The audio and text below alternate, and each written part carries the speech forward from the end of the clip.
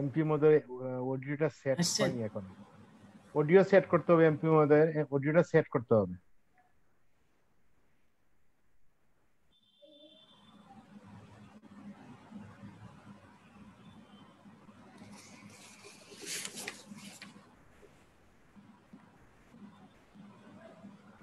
সবাইকে স্বাগত জানাচ্ছি প্রবাস দর্পণ নিয়মিত সংলাপে। আপনারা জানেন সারা বিশ্বে কোভিড-19 মহামারীতে প্রায় 25 লক্ষ মানুষ মারা গেছেন। আমাদের ইউকের অবস্থা দীর্ঘদিন পর উন্নতির পথে। ব্রিটেনের কোভিডের ভ্যাকসিনের প্রায় 25% মানুষকে দেওয়া হয়েছে। এতে প্রায় 85% মানুষ সংক্রমণ সংখ্যা থেকে অনেক সংখ্যা অনেক কমে গেছে মানুষের মাঝে। এবং আমরা দেখতে পেয়েছি যে এখানকার যে বিশেষজ্ঞ ডাক্তাররা বলেছেন যে এই কোভিডের ভ্যাকসিন দেওয়ার পর মানুষের মধ্যে অনেকের মধ্যে যেটা অ্যান্টিবডি করে উঠেছে। বাংলাদেশেও এই আক্রান্ত মৃত্যুর সংখ্যা অনেক নিচে নেমে এসেছে।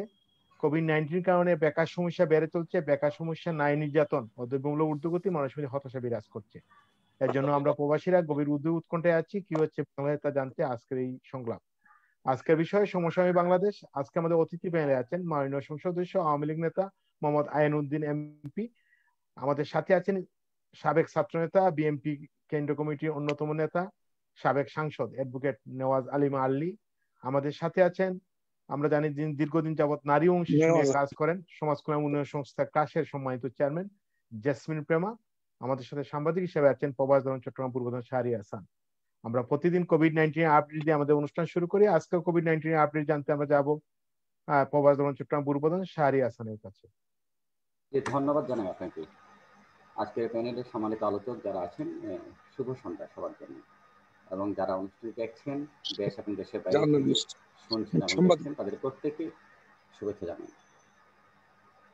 সরকারের স্বাস্থ্য অধিদপ্তর থেকে যে তথ্য বিবরণী পাই আমরা, সেটির উপর ভিত্তি করে যা জানতে পেরেছি সেটি হলো 214টি পরীক্ষাগারে কোভিড-19 নমুনা পরীক্ষা করা হয়েছে গত 24 ঘন্টায় 16,152 জনের। এতে কোভিড-19 শনাক্ত হয়েছে 428 জনের শরীরে। গেল 24 ঘন্টায় কোভিড-19 আক্রান্ত হয়ে মৃত্যুবরণ করেছেন 5 জন এবং সুস্থ হয়েছেন 919 জন, দুঃখিত 911 জন। গেল 24 ঘন্টায় আইসোলেশনে নেওয়া হয়েছে 49 জনকে এবং আইসোলেশন থেকে ছাড় দেওয়া হয়েছে 189 জনকে। এটি ছিল গত 24 ঘন্টার চিত্র। সামগ্রিকভাবে বাংলাদেশে এ পর্যন্ত কোভিড-19 মোট নমুনা পরীক্ষা করা হয়েছে 29,87,676 জনের এবং এতে কোভিড-19 শনাক্ত হয়েছে 5,44,544 জনের। কোভিড-19 আক্রান্ত হয়ে এ পর্যন্ত দুঃখজনকভাবে মৃত্যুবরণকারীর সংখ্যা 8,379। এ পর্যন্ত কোভিড-19 আক্রান্ত হয়ে ঘরে, হাসপাতালে বিভিন্ন পর্যায়ে বিভিন্নভাবে চিকিৎসা সেবা নিয়ে সুস্থ হয়ে ফিরেছেন 4,93,798 জন। এই মুহূর্তে আইসোলেশনে আছেন 9,769 জন এবং এ পর্যন্ত আইসোলেশন থেকে ছাড় দেওয়া হয়েছে 90,544 জনকে। এটি ছিল কোভিড-19 নিয়ে বাংলাদেশের সর্বশেষ চিত্র। ধন্যবাদ আপনাদের সবাইকে। আমি একটু শুরুতে শাহরিয়ার কাছে একটা জিনিস জানতে চাই। আমরা জানি যে ভ্যাকসিন দেওয়ার ফলে আমাদের ইউকে সব বিভিন্ন দেশে মানুষের মধ্যে যে দীর্ঘদিনের আতঙ্ক ছিল, আতঙ্কটা অনেকটা কমে এসেছে বা আমরা অ্যান্টিবডি যেটা মনে করে উঠেছে। আমরা গতকালের প্রোগ্রামে কথা বলছিলাম, আমাদের 3জন বিশেষজ্ঞ ডাক্তারও ছিলেন, যে বিশেষ করে 85% মানুষের যারা ভ্যাকসিন নিয়েছেন তাদের সংক্রমণ সংখ্যা কমে এসেছে। এখানে যেটা একটা সময় ইউকেতে খুব খারাপ অবস্থা ছিল, এই ভ্যাকসিনের কারণে অনেক কমে এসেছে। সেই জায়গা থেকে বাংলাদেশের মানুষের অবস্থাটা কি? বাংলাদেশের মানুষে আমরা অনেকেও জানি অনীহা আছে ভ্যাকসিন নিয়ে, এ ব্যাপারে কি বলবেন? জি, খুব যথাযথ একটি প্রশ্ন করেছেন, ধন্যবাদ আপনাকে। আমি যখন ভ্যাকসিন দেওয়া শুরু করলো সরকারের পর্যায় থেকে, এ পর্যন্ত বিষয়টি পর্যবেক্ষণ করে গণমাধ্যম কর্মী হিসেবে কিন্তু দেখতে পেয়েছি। প্রাথমিক পর্যায়ে বাংলাদেশে প্রচুর মানুষের অনীহা ছিল ভ্যাকসিন সম্পর্কে। অনীহা বলতে তাদের ধারণা ছিল যে দিলেই বা কি না দিলেই বা কি, এই ধরনের একটা চিন্তাভাবনা ছিল। কিন্তু আমরা ক্রমান্বয়ে লক্ষ্য করছি যে ভ্যাকসিন নিতে আগ্রহীর সংখ্যা ক্রমশই বাড়ছে এবং একটা জিনিস লক্ষ্য করা গেছে যে ভ্যাকসিনটা আমাদের চিকিৎসকরা বা গবেষকরা বিভিন্নভাবে বলেছেন যে ভ্যাকসিন কতটুকু উপকারী হবে বা এটার কার্যকর ক্ষমতা কতটুকু আছে ইত্যাদি বিষয়ে বিশ্লেষণ করেছেন আগেই। কিন্তু যেহেতু মাত্র কয়েকদিন হলো দেওয়া শুরু হয়েছে, এতেই আমরা একটু আঁচ করতে পারছি যে ভ্যাকসিনটা সম্ভবত মানুষের জন্য অনেক উপকারী হয়ে এসছে এবং এটার ফলাফলটা সম্ভবত অনেকটা ভালো। কারণ যারা নিয়েছেন, এটার ভিতরে আমি আরেকটু বলি, যদি বিষয়টা সঙ্গত নয় এভাবে বলা, একটা মানসিক বিষয়ে কাজ করে, সাথে ভ্যাকসিন নেওয়ার পর একটা মানুষের মাথায় মননে কাজ করে যে এটা আমি একটা ভালো কাজ করেছি, ভ্যাকসিন নিয়েছি, আমি সম্ভবত অনেকটা এখন আপনার ইয়ে থেকে ভাইরাসের আক্রমণ থেকে অনেকটা সুরক্ষায় আছি। এটা কিন্তু এই সত্যিটা চিকিৎসা বিজ্ঞানের ভাষায় কিন্তু সত্যি। এই মানসিক শক্তিটা মানুষকে কিন্তু প্রেরণা যোগায় এবং এই শরীরের ভেতর যে রোগ প্রতিরোধ ক্ষমতা কমানোর যে জায়গাটা, সেই জায়গাটা বৃদ্ধি পায়। যাই হোক, সেটি অন্য বিষয়। তো প্রথমে বাংলাদেশে প্রথম দিকে আমি চট্টগ্রামে দেখেছি, ভ্যাকসিন যখন দিল প্রথম কয়েকদিন আমি আমার আত্মীয় পরিজন এক দুজনকে নিয়ে গেছিলাম, মানে একেবারে গো বেচার অবস্থা হয়ে গেছিল। অর্থাৎ কিভাবে ভ্যাকসিন দেবে, কোথায় দাঁড়াবে, কার কাছে যাবে, অর্থাৎ কোনো ধরনের নিয়ম শৃঙ্খলা বলে কোনো কিছু ছিল না বেশ কয়েকটা কেন্দ্রে, টিকাদান কেন্দ্রে। কিন্তু আমি আবার গতকাল এবং এর আগেও আমি গিয়েছি, দেখলাম যে খুব সুন্দরভাবে একদম পরিচ্ছন্ন পরিবেশে সুষ্ঠুভাবে টিকাগুলো মানুষকে দেওয়া হচ্ছে। এবং আমাদেরকে এটা মনে রাখা যায়, বাংলাদেশে আমরা আমরা মনে করি এটা অবশ্যই এক সাধুবাদ জানাই সরকারকে, যে খুব খুব তাড়াতাড়ি আমাদেরকে এই সুযোগটা দিয়েছে, টিকা নেওয়ার মতো সুযোগটা, এবং এটি খুব দরকারি একটা বিষয় ছিল। যেভাবেই হোক টিকা ক্রয় নিয়ে বা এটার আপনার কি আমদানি নিয়ে হয়তো অনেকগুলো প্রশ্ন থাকতেই পারে, সেটা অন্য বিষয়। কিন্তু আমি আসছি যে জায়গায়, সেটা হচ্ছে টিকা পাওয়াটা। টিকা পাওয়াটা আমাদের জন্য অসম্ভব রকম ভালো একটা বিষয় হয়েছে। আপনারা জানেন যে বিশ্বের অনেক দেশে এখন পর্যন্ত তারা টিকা সংগ্রহ করতে পারেনি, সেই জায়গায় আমরা আমাদের দেশের মানুষ টিকা নিতে পেরেছে এবং ক্রমান্বয়ে প্রতিদিন নিচ্ছে। এবং আপনি যে ইংল্যান্ডে আছেন যেটি বলেছেন, আমার মনে হয় ইংল্যান্ডে আপনি নিশ্চয়ই অবহিত আছেন। ইংল্যান্ডে যখন টিকাটা প্রয়োগ শুরু করা হলো, তখন থেকে সম্ভবত আপনাদের পরিস্থিতিটা, ইংল্যান্ডের পরিস্থিতিটা কিছুটা পরিবর্তনের দিকে এসেছে বলে আমি যতটুকু আঁচ করতে পারেছি বা জানতে পেরেছি। সেই ক্ষেত্রে টিকাটা অত্যন্ত কার্যকর একটা বিষয়, এবং এই ক্ষেত্রে শুধু বাংলাদেশেই নয়, সারা বিশ্বেই, যেহেতু একটি বৈশ্বিক মহামারী, আমার দেশে সম্পূর্ণ নিরাপদ হয়ে গেলে কোনো লাভ নাই। যদি বাইরের দেশ থেকে কেউ এসে প্রবেশ করে দেশে ভাইরাস নিয়ে, তাহলে আমার কিন্তু নিরাপত্তাটা রইল না। সেই ক্ষেত্রে আমরা বৈশ্বিকভাবে চিন্তাটা করব। সারা পৃথিবীতে যদি বিষয়টা নিয়ে অগ্রগামী চিন্তা ভাবনা করে, তাহলে আমার মনে হয় মানুষের জন্য মঙ্গল। ধন্যবাদ সবাইকে। ধন্যবাদ শাহরিয়ার ভাই। আপনি জানেন ইসরায়েল এবং স্কটল্যান্ডে আমরা দেখতে পেয়েছি ভ্যাকসিনের কারণে মানুষের মধ্যে অ্যান্টিবডি সৃষ্টি হয়েছে, মানে মানুষের আক্রান্ত সংখ্যা অনেক নেমে এসেছে। এবং আমাদের ইউকে হচ্ছে সবচেয়ে বড় উদাহরণ, যে ইউকেতে আপনি হঠাৎ করে আপনি চিন্তা করতে পারবেন না, গত এক সপ্তাহে প্রায় যে জায়গায় আপনার প্রতিদিন মারা যেত 1800-1900, এখন মারা যাচ্ছে 100-100 মতো মারা যাচ্ছেন। এবং আক্রান্ত সংখ্যা যে মানে প্রতিদিন ছিল 20,000-30,000, ওই জায়গায় একেবারে 4-5,000-6,000 নেমে এসেছে। তো মানে এখানকার জি, যারা সেটি বলছিলাম। তবে একটা সুখের খবর হচ্ছে, যেটা আমি আপনাদেরকে জানাই, সেটা হচ্ছে ব্রাজিলের প্রেসিডেন্টের ভাষায় যেটি বলা হয়েছে, কোনো নারীর কিন্তু দাড়ি গজায়নি, কিংবা কোনো পুরুষ কিন্তু নারী হয়নি ভ্যাকসিন নেওয়ার পর পর্যন্ত। বাংলাদেশে হ্যাঁ, আল্লাহর রহমতে এখন সব ঠিকঠাক আছে। হম হম, তাই না? এগুলো হচ্ছে কিছু কিছু মিডিয়া বা কিছু মিথ্যা তথ্য প্রচার করে মানুষের মধ্যে বিভ্রান্তি সৃষ্টি করা। আমি আমরা আজকে আসলে কোভিড এর পাশাপাশি, ভ্যাকসিনের পাশাপাশি আমরা একটু বাংলাদেশের সমসাময়িক বিষয় নিয়ে কথা বলতে চাই। আমরা জানি বাংলাদেশের নারী এবং শিশু আহ, এই কোভিড এর কারণে, শুধু বাংলাদেশে না, বিশ্বের বিভিন্ন দেশে, কারণ গর্ভবতী মানুষের মানে আঘাতের জায়গাটা নারীর উপর বেশি করছে। বিশেষ করে এই যাবৎকালে আমরা দেখতে পেয়েছি বিভিন্ন দেশে ডিভোর্স বেড়ে গেছে, বিভিন্ন দেশে নির্যাতন বেড়ে গেছে, বাংলাদেশেও দেখতে পাচ্ছি। তো আজকে আমরা এই সমসাময়িক বিষয়ে একটু নারী এবং শিশু নিয়ে একটু কথা বলতে চাই। আমাদের সাথে আছেন যিনি প্রায় 2 যুগ যাবৎ নারী এবং শিশু নিয়ে কাজ করছেন। নারী শিশু, আমরা জানি যে নারী শিশু নিয়ে উনি অনেক কাজ করছেন, এখনো করছেন। এখনো আমরা জানি যে রোহিঙ্গা ক্যাম্প, বিশেষ করে বাসাঞ্চল এবং আপনার যেটা কক্সবাজারে আছে, সেই ক্যাম্পে উনাদের সংগঠন, যিনি যেটা সমাজ কমিউনিশন ক্রাশের সংগঠন কাজ করছে, উনি আছেন ক্রাশের সম্মানিত চেয়ারম্যান জেসমিন প্রেমা আপা। জেসমিন আপা, আপনাকে স্বাগত জানাচ্ছি। আমরা আসলে বিভিন্ন সময় বিষয় নিয়ে কথা বলি, আজকে একটু সমস্যার বিষয়ে, এই যে কোভিড এর সময় নারীর প্রতি যে সহিংসতা বা নারী নির্যাতন বা আমরা শুধু বাংলাদেশে না, সারা বিশ্বে এটা ঘটছে, আমরা বিভিন্ন মিডিয়া দেখতে পাই। কি বলবেন, এটা এই কারণটা কেন, বা কেন এত সহিংসতাটা বাড়ছে? দাদা, আপনাকে ধন্যবাদ। এবং শাহরিয়ার ভাই, আপা, এমপি মহোদয় আছেন, এবং দেশে এবং দেশের বাইরে যারা প্রোগ্রামটি দেখছেন, সবার প্রতি আমার কৃতজ্ঞতা ও ভালোবাসা থাকলো। আমরা যেই সমাজে বা আমরা উন্নত বিশ্বে, সেটা শুধু বাংলাদেশে না, আমরা উন্নত বিশ্ব, মানে বিশ্বই এখন উন্নতর দিকে, আর বাংলাদেশ তো অনেক বেশি উন্নত আগের চেয়ে। আমরা যত বেশি উন্নত হচ্ছি, আমরা যত বেশি আধুনিক হচ্ছি, তত বেশি আমরা সামাজিক, আমাদের পারিবারিক, আমাদের দেশ তত বেশি অবক্ষয়ের দিকে যাচ্ছে। এই কারণে মানুষের যে নৈতিক কিছু শিক্ষা, নৈতিক পারিবারিক কিছু শিক্ষা, সেই শিক্ষাগুলো থেকে আমাদের জেনারেশন, আমাদের ভবিষ্যৎ প্রজন্ম, আমরা দিনের পর দিন মানে এর থেকে গ্যাপে পড়ে যাচ্ছি। মূল কারণ হচ্ছে অসুস্থ মানসিকতা। আপনি দেখেন এক সময়, আজকে না, ডিভোর্স আগেও ছিল, কিন্তু আগে ডিভোর্সটা থাকলেও কিন্তু দেখা যায় যে স্বামী চলে গেছে অথবা ওয়াইফ চলে গেছে, একটা রিলেশন ছিল। ইভেন অনেক ক্ষেত্রে দেখা গেছে গ্রামের বাড়িতে যে একই পরিবারের হাজবেন্ড কখনো কোনো কারণে দুইটা বিয়ে করলেও সেটা কিন্তু একটা অ্যাডজাস্টমেন্টের একটা বিষয় ছিল। এখন এই মূল ভূমিকাটা কে পালন করতেছে? এখন পালন করতে হলে একজন ছেলে মানুষ, যিনি হাজবেন্ড।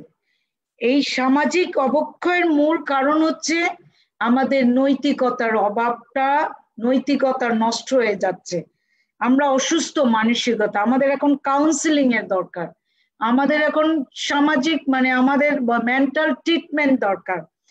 কারণ হচ্ছে এই যে নারী নির্যাতন, আমরা একজন সুস্থ মানুষ, একটা শিক্ষিত ছেলে, একটা আমরা আগে দেখতাম কি রিক্সাওয়ালা বা বস্তিতে অথবা গ্রামে একটা লোক তার বউকে মারতো, সবাই দেখতো, গিয়ে সেটা ছুটাইতো যে না বউকে মেরো না, তাকে নালিশ মানে গ্রামে সালিশ হতো বা বস্তিতে গিয়ে সালিশ করতো।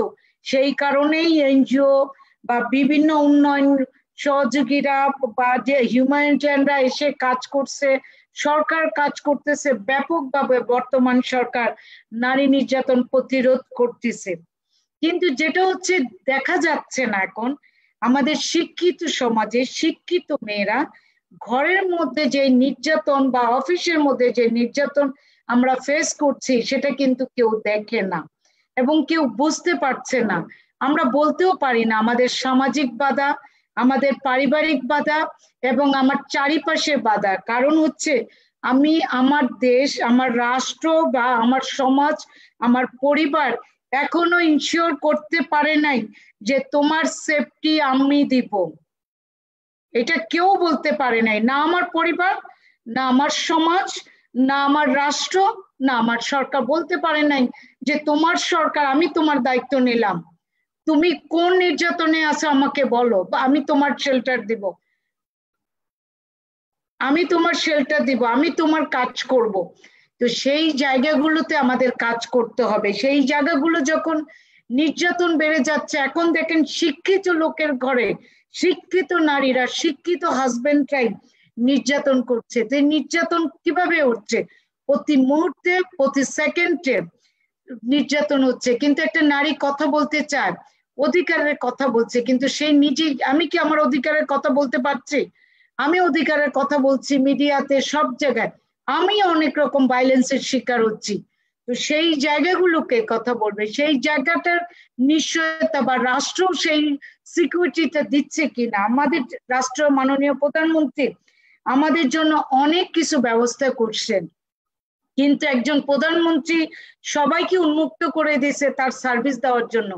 সেই জায়গাটা যদি সবার কমিটমেন্ট না থাকে, প্রশাসন, আইন শৃঙ্খলা বাহিনী, পলিটিক্যাল নেতাদের, সমাজের যারা সিভিল সোসাইটির নেতা, যারা পলিসি মেকার, তারা কি সেটা অন করে? তারা কি সেই কমিটমেন্টের জায়গাটায় স্থির আছে? যদি তাই থাকতো তাহলে এখনো কেন আমাদের নারী ইস্যু নিয়ে টকশো হবে? কেন এখনো আমরা নিশ্চয়তা পাচ্ছি না? কেন আমরা নিশ্চয়তাহীন জীবন যাপন করব? একটা মেয়ের মা এখন কিন্তু তার মেয়েকে, 5 বছরের মেয়েকে বাসায় রেখে যেতে অনিশ্চয়তা ফিল করে, কারণ সে কাছে তার মেয়েকে দিয়ে নিশ্চিত থাকতে চায় না। আপনি প্রতিনিয়ত এখন ডিভোর্সটা হার বেড়ে যাচ্ছে। একটা মেয়ে হাজবেন্ডের টর্চার থেকে মুক্ত হয় যখন ডিভোর্স দিয়ে, তারপরেও কিন্তু সে মুক্ত না। ডিভোর্সের পরেও অনেক হাজবেন্ড আছে ডাইরেক্ট না ইনডাইরেক্টলি অনেক রকম মেয়েটাকে টর্চার করে, নানান ভাবে তাকে, তার নামে ক্রাইম, তার ব্যক্তি ক্যারেক্টার নিয়ে, হয়তো মেয়েটা কোনো কিছু জানেই না, তার সামাজিক মর্যাদার ভয়তে, সামাজিক কারণে সে কাউকে কিছু বলতে পারতেছে না, কিন্তু প্রতিনিয়ত কোনো না কোনো ভাবে তাকে ভয় দেখাচ্ছে। এবং এক শ্রেণীর মিডিয়া আপনাদের প্রতি, আপনারা যারা সত্যিকার হচ্ছে সমাজের মানে বাংলাদেশের এবং সারা বিশ্বে যারা সত্যিকার অর্থে জার্নালিস্ট বা সাংবাদিক তারা কাজ করছে এই ইস্যুগুলোতে, কিন্তু আবার এক শ্রেণীর সাংবাদিক যারা আছেন তারা এর এগেনস্টে কাজ করছে। কোনো একটা মেয়ের একটা ইস্যু পেলে সেটাকে কিভাবে মানে রিউমার ছড়ানো যায়, কিভাবে ভাইরাল করা যায়, কিভাবে আমার ভিউয়ার্স বাড়ানো যায়, কিভাবে আমার ফলোয়ার বাড়ানো যায়, একটা মেয়ের ক্যারেক্টারকে, একটা মেয়ের জীবনকে ধ্বংস করে সে তার বিজনেসের চিন্তা করে। এই জায়গাগুলোতে কাজ করতে হবে দাদা। পলিসি মেকারে আপনারা কাজ করেন, কিন্তু এখন তো এই যে আপনার একজন সাংবাদিক, আজকে আপনি একটা নারীর পক্ষে, অনেক হাজার নারীর পক্ষে কথা বলছেন, সারুয়ার কথা বলছেন, কিন্তু আবার এমন অনেক সাংবাদিক আছে যে একটা নারীর জীবনকে সুইসাইড করার মতো অবস্থা করে দিচ্ছে। সেই জায়গাগুলোতে আমাদের কাজ করতে হবে। আমরা অসুস্থ সমাজে চলে যাচ্ছি, অসুস্থ মানসিকতায় চলে যাচ্ছে। এটাকে প্রতিরোধ করতে হলে আমাদের এখন, আমার কাছে মনে হয় আমাদের কাউন্সিলিং এর দরকার, আমাদের মেন্টাল কাউন্সিলিং এর দরকার, এবং কোর্ট, থানা, রাষ্ট্রকে দায়িত্ব নিতে হবে যে একটা মেয়ের জীবনে তার সামাজিক, তার মানে ক্যারিয়ারের, তার মান সম্মানের দায়িত্ব বা আইন শৃঙ্খলা বাহিনী, পুলিশ, প্রশাসন এবং সরকারকে যদি বলে যে আমি তোমার দায়িত্ব। জেসমিন আপা, একটু জানতে আমরা আসলে দেখতে পেয়েছি, ধরেন আমাদের জাতীয় দলের সাবেক ক্রিকেটার নাসির হোসেনের বিয়ে করেছেন, এ নিয়ে নাসির হোসেন বিয়ে করেছেন, আপনার ওনাদের ব্যক্তিগত জীবন আছে, এই নিয়ে আজকে দেখলাম যে বিভিন্ন মিডিয়া লাইভ করছে, এবং অবাক লাগে যারা হচ্ছে বাংলাদেশের প্রথম শ্রেণী মিডিয়া, হ্যাঁ, এইসব বিষয় নিয়ে লাইভ করে। এতে যে এই যে আপনি যে কথাগুলো বলতেছেন যে নারীর প্রতি সহিংসতা, হ্যাঁ, আমরা কি মিডিয়া সেই নারীদের তাদের এক্সপেক্টেড জায়গা বা সেই অবস্থায় কি আমরা চিন্তা করি? হ্যাঁ, এই ব্যাপারে কি বলবেন? এই যে কিছু মিডিয়া, এবং আপনার শুধু প্রথম সারি মিডিয়া না, বাংলাদেশ বিভিন্ন মিডিয়া আছে যেটা নারীদের একটা ঘটনা পেলে যেমন এরা একটা মানে কি মনে করে যে এই জিনিসটা নিয়ে আমি ভিউয়ার্স বাড়াতে হবে, আমি ব্যবসা করতে হবে, আমি বেশি দর্শকরা এই কিভাবে একটু নিউজটা একটু রঙিয়ে বা একটু কালার করে নিউজটা দিব, এই একটা ব্যাপার চলছে বাংলাদেশ। এই ব্যাপারে আপনি কি বলবেন? দাদা, একটা কথা হচ্ছে যে মানে তার হচ্ছে বিজনেস চিন্তা থেকে সে হচ্ছে ওই নারীর জীবনটাকে তো ধ্বংস করলে তার হচ্ছে অসুস্থ মন মানসিকতা। কারণ হচ্ছে সে যখন টাকার চিন্তা করে, সে যখন ভিউয়ার্স এর চিন্তা করে, সে যখন লাইক কমেন্টের চিন্তা করে, তখন তো সে আর সুস্থ থাকে না, সে তো সামাজিক কোনো ভালো কাজ করতে পারে না। আপনি যে নাসির সাহেবের, আমি তো টিভি দেখি না, অনলাইনে দেখি, আমি সত্যি কথা মর্মাহত, এবং আমার খুব কষ্ট হয়। আমি অনেকগুলো মিডিয়ার মানে লাইভে এসে তারা কথা বলছে, এবং নাসির সাহেব তার ওয়াইফ বলছে, এবং ওয়াইফ বলছে যে তার ডিভোর্স হয়ে গেছে। একটা মেয়ে যখন ডিভোর্স দিয়ে আরেকটা বিয়ে করতেই পারে, সেইটাকে এত ফোকাস। আর যে ভদ্রলোক তার এক্স হাজবেন্ড ছিল, সে যখন এখন কেন এত কথা বলছে, আগে কেন কথা বলেনি? যখন দেখছে যে সে তো একটা ভালো জায়গায় চলে গেল, সে তার ক্যারিয়ার বা তার লাইফের সিকিউরিটি পেয়ে গেছে, এখন আগে তো তার টর্চার থেকে সে ওখানে বেরিয়ে গেল, এখন যখন দেখলো না, সে যখন নতুন একটা জীবনে তার জীবনটাকে সিকিউরিটির চিন্তা করতেছে নতুন করে, এটাও কিন্তু এক ধরনের মেন্টাল টর্চার। তার এক্স হাজবেন্ড নতুন করে তাকে বিভিন্ন রকম হ্যারাসমেন্ট, বিভিন্ন রকম টর্চার, এবং এটার সাথে অ্যাড হয়েছে বিভিন্ন মিডিয়া, বিভিন্ন সোশ্যাল মিডিয়ার লোকজন। এটা আসলে আমাদের অসুস্থ মানসিকতা। একটা মেয়েকে কতবার মারা যায়, একটা মেয়ে প্রকাশ্যে কখন আসছে, আপনারা শুধু তার বিয়েটা দেখছেন, আপনারা শুধু তার একটা বাচ্চা রেখে আসছে। একটা মেয়ে কখন আরেকটা দ্বিতীয় বিয়েতে যায়, কখন মা তার সন্তানকে রেখে তার জীবন বাঁচার, তার নিশ্চয়ই জীবন বাঁচা মরার একটা বিষয় ছিল, সেগুলি তো সে পাবলিকলি বলতে পারে না। আমি তো আমার জীবনের ব্যক্তিগত সব কথা পাবলিকলি বলবো না। একটা শিক্ষিত মেয়ে কখনই সে কথা বলে না। একটা সভ্য জাতির মানে কখনই সে পারিবারিক বা কোনো ইস্যুতে কথা বলবে না। একটা সভ্য সুস্থ মানুষ কখন আরেকটা মানুষকে আপনার খারাপ বাজে তার ক্যারেক্টার নিয়ে কথা বলবে না। এগুলি যারাই বলে সমাজে অসুস্থ মানসিকতা, এটা প্রতিরোধ করার সবার দায়িত্ব। এটা আমাদের সবাইকে এই দায়িত্বটা নিতে হবে এবং আমাদের বিবেককে জানতে হবে। আমরা সবাই বিবেকবান, আমরা সবাই সচেতন নাগরিক। আমাদেরকে আরেকটু কেয়ারফুলি আমাদের নিউজ, আমরা একটা মেয়ের সম্পর্কে কোনো কথা বলতে গেলে অবশ্যই আমাদেরকে রেসপেক্ট রেখে কথা বলা উচিত এবং অবশ্যই আমরা নিউজ করব সঠিক তথ্য জেনে। যেটা সঠিক হয় সেটা বলেন, সেটা করেন, কিন্তু একটা ভুল তথ্য কারো পক্ষে গিয়ে এটা মানে মিডিয়া খাওয়ার, মানে ওই যে আপনাদের সাংবাদিকের ভাষায় বলে হটকেক বানানোর, সব ক্ষেত্রে একটা মেয়ের জীবন নিয়ে হটকেক করা ঠিক নয়।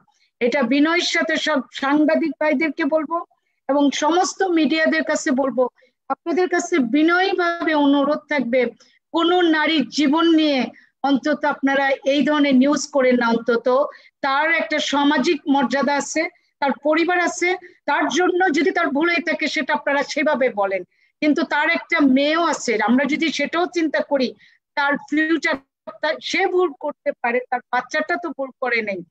তাহলে আমরা কিন্তু পাশাপাশি শুধু মাকে না, তার মেয়েটার জীবনটা অনিশ্চয়তার মধ্যে ফেলে দিচ্ছি। আমাদের এগুলো একটু কেয়ারফুলি ডিল করা উচিত। সবার প্রতি কৃতজ্ঞতা প্রকাশ করছি এবং আমি ভুল কিছু বলে থাকলে অবশ্যই সবাই ক্ষমা সুন্দর দৃষ্টিতে দেখবেন। ধন্যবাদ।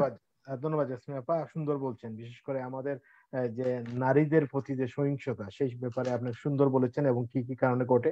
আবার আসবো আপনার কাছে। আমি একটু যাবো, আমাদের সাথে আছেন বিএনপির কেন্দ্রীয় কমিটির নেতা, সাবেক সাবেক বদরুন্নেসা কলেজের বিপি এবং সাবেক সাংসদ অ্যাডভোকেট নেওয়াজ আলিমা আলিয়াপা। আলিয়াপা, আমরা আজকে সমস্যার বিষয়ে কথা বলছি। আমরা জানি যে বাংলাদেশে আপনার বেকার সমস্যাটা বেড়ে গেছে কোভিড এর কারণে। শুধু বাংলাদেশ না, সারা বিশ্বে এই বেকার সমস্যাটা আছে। এই ব্যাপারে আপনার বক্তব্যটা যদি বলেন প্লিজ, যে আপনি কি চিন্তা ভাবনা করছেন এবং কি করা উচিত বলে মনে করেন আপনার। ধন্যবাদ রূপক দা। আপনার চ্যানেলে আজকে যারা সহ আলোচক আছে সকলকে শুভেচ্ছা জানাচ্ছি এবং যারা শুনছেন দেশ ও বিদেশে সকলের প্রতি আন্তরিক শুভেচ্ছা। শুরুতেই আমি আজকে মহান ফেব্রুয়ারি 21 ফেব্রুয়ারির যারা তাদের তাজা রক্ত ঢেলে আত্মাহুতি দিয়েছিল সেই সব শহীদদের আত্মার মাগফিরাত কামনা করছি। এবং আমরা সুবর্ণ জয়ন্তী, মুক্তিযুদ্ধের 50তম বছর পালন করতে যাচ্ছি। এই সময়ে এসে বাংলাদেশের পরিস্থিতি, কোভিড সারা বিশ্বকে গ্রাস করে ফেলেছিল। সেখান থেকে উত্তরণের জন্য আমরা ভ্যাকসিন পেয়ে গেছি, ভ্যাকসিন নিচ্ছি এবং সকলকে ভ্যাকসিন নেওয়ার জন্য অনুরোধও করছি। আপনি প্রশ্ন করেছেন কোভিডকালীন সময়ে যে বেকারত্ব, এই ব্যাপারে আপনার এই চ্যানেলে আমি আগে কয়েকবারই কথা বলেছি। বেকারত্ব বলা হচ্ছে যে 40 লাখ মানে মানুষ বাংলাদেশে বেকার হয়ে পড়েছে, মানে তার আয়ের কর্মসংস্থানের জায়গাটা সংকীর্ণ হয়ে গেছে। এটা তো খুবই সত্যি যে এই প্যান্ডামিকে সারা বিশ্ব জ্বলছে, সাথে আমরাও জ্বলছি। কিন্তু এই পরিস্থিতিতে 40%, রাইট, 40% লোক। তো এখন হলো এই সময় এসে আমরা যে মানে এই প্যান্ডামিকের মধ্যে সারা পৃথিবী যুদ্ধ করছে একরকম, আমরা করছি আরেক রকম। সেটা হলো আমার রাষ্ট্রীয় ব্যবস্থা আমার বেকার ভাতা দেওয়া হয় না, কিংবা রাষ্ট্রীয় ভাতা আমার বেকারদের জন্য তেমন কোনো কর্মসংস্থানের ব্যবস্থায় গ্রহণ করেন নাই, যেটা সারা পৃথিবীতে হয়েছে। হতে পারি আমরা গরিব দেশ, কিন্তু আমাদের তো মানে সংস্থান এমন ছিল না যে আমরা কিছু করতে পারবো না। আমরা কিছু রং পদক্ষেপ নিয়েছিলাম, সেখানে কিছু প্রণোদনা প্যাকেজের কথা বলা হয়েছে। শুধু যারা সরকারি দলের সঙ্গে যুক্ত আছে বা সরকারি কর্মকর্তা, কেবল তারাই কিছুটা প্রণোদনা পেয়েছে, কিন্তু আপামর জনসাধারণ এখানে বঞ্চিত হয়েছে। একটি মানে এইখানে সারা পৃথিবী কোভিডের সাথে লড়ছে এক ধরনের লড়া, আর আমরা কোভিডের সাথে ঠিক সমপরিমাণ আরেকটা ব্যাধি, সেটা হলো দুর্নীতির সাথে লড়ছি। এই কোভিডকালীন কিছু রাজনীতিবিদের যে মুখোশ উন্মোচন হয়েছে সেটা বলার বাইরে, এবং সবই প্রায় সরকারি দলের লোকজন। এই সময়ে নারী শিশুর প্রতি যে অত্যাচারটা বেড়ে গিয়েছে সেটা বলার বাইরে। সেটা আমার অত্যন্ত প্রিয়। আজকে প্রেমা জেসমিন আপা কিছুটা বলার চেষ্টা করেছে যে এই কোভিডে যে মানে কোভিডে যে ভায়োলেন্সটা বেড়ে গিয়েছে, সেই ডোমেস্টিক ভায়োলেন্সের কথাটাও কিছুটা চলে এসেছে ওনার আলোচনায়, এবং এছাড়াও আরো নানাবিধ দুর্নীতির কথা একটু টাচ করে গেছেন, যেটা মেয়েরা আর শিশুরা ভুগছে সেটা কেবল।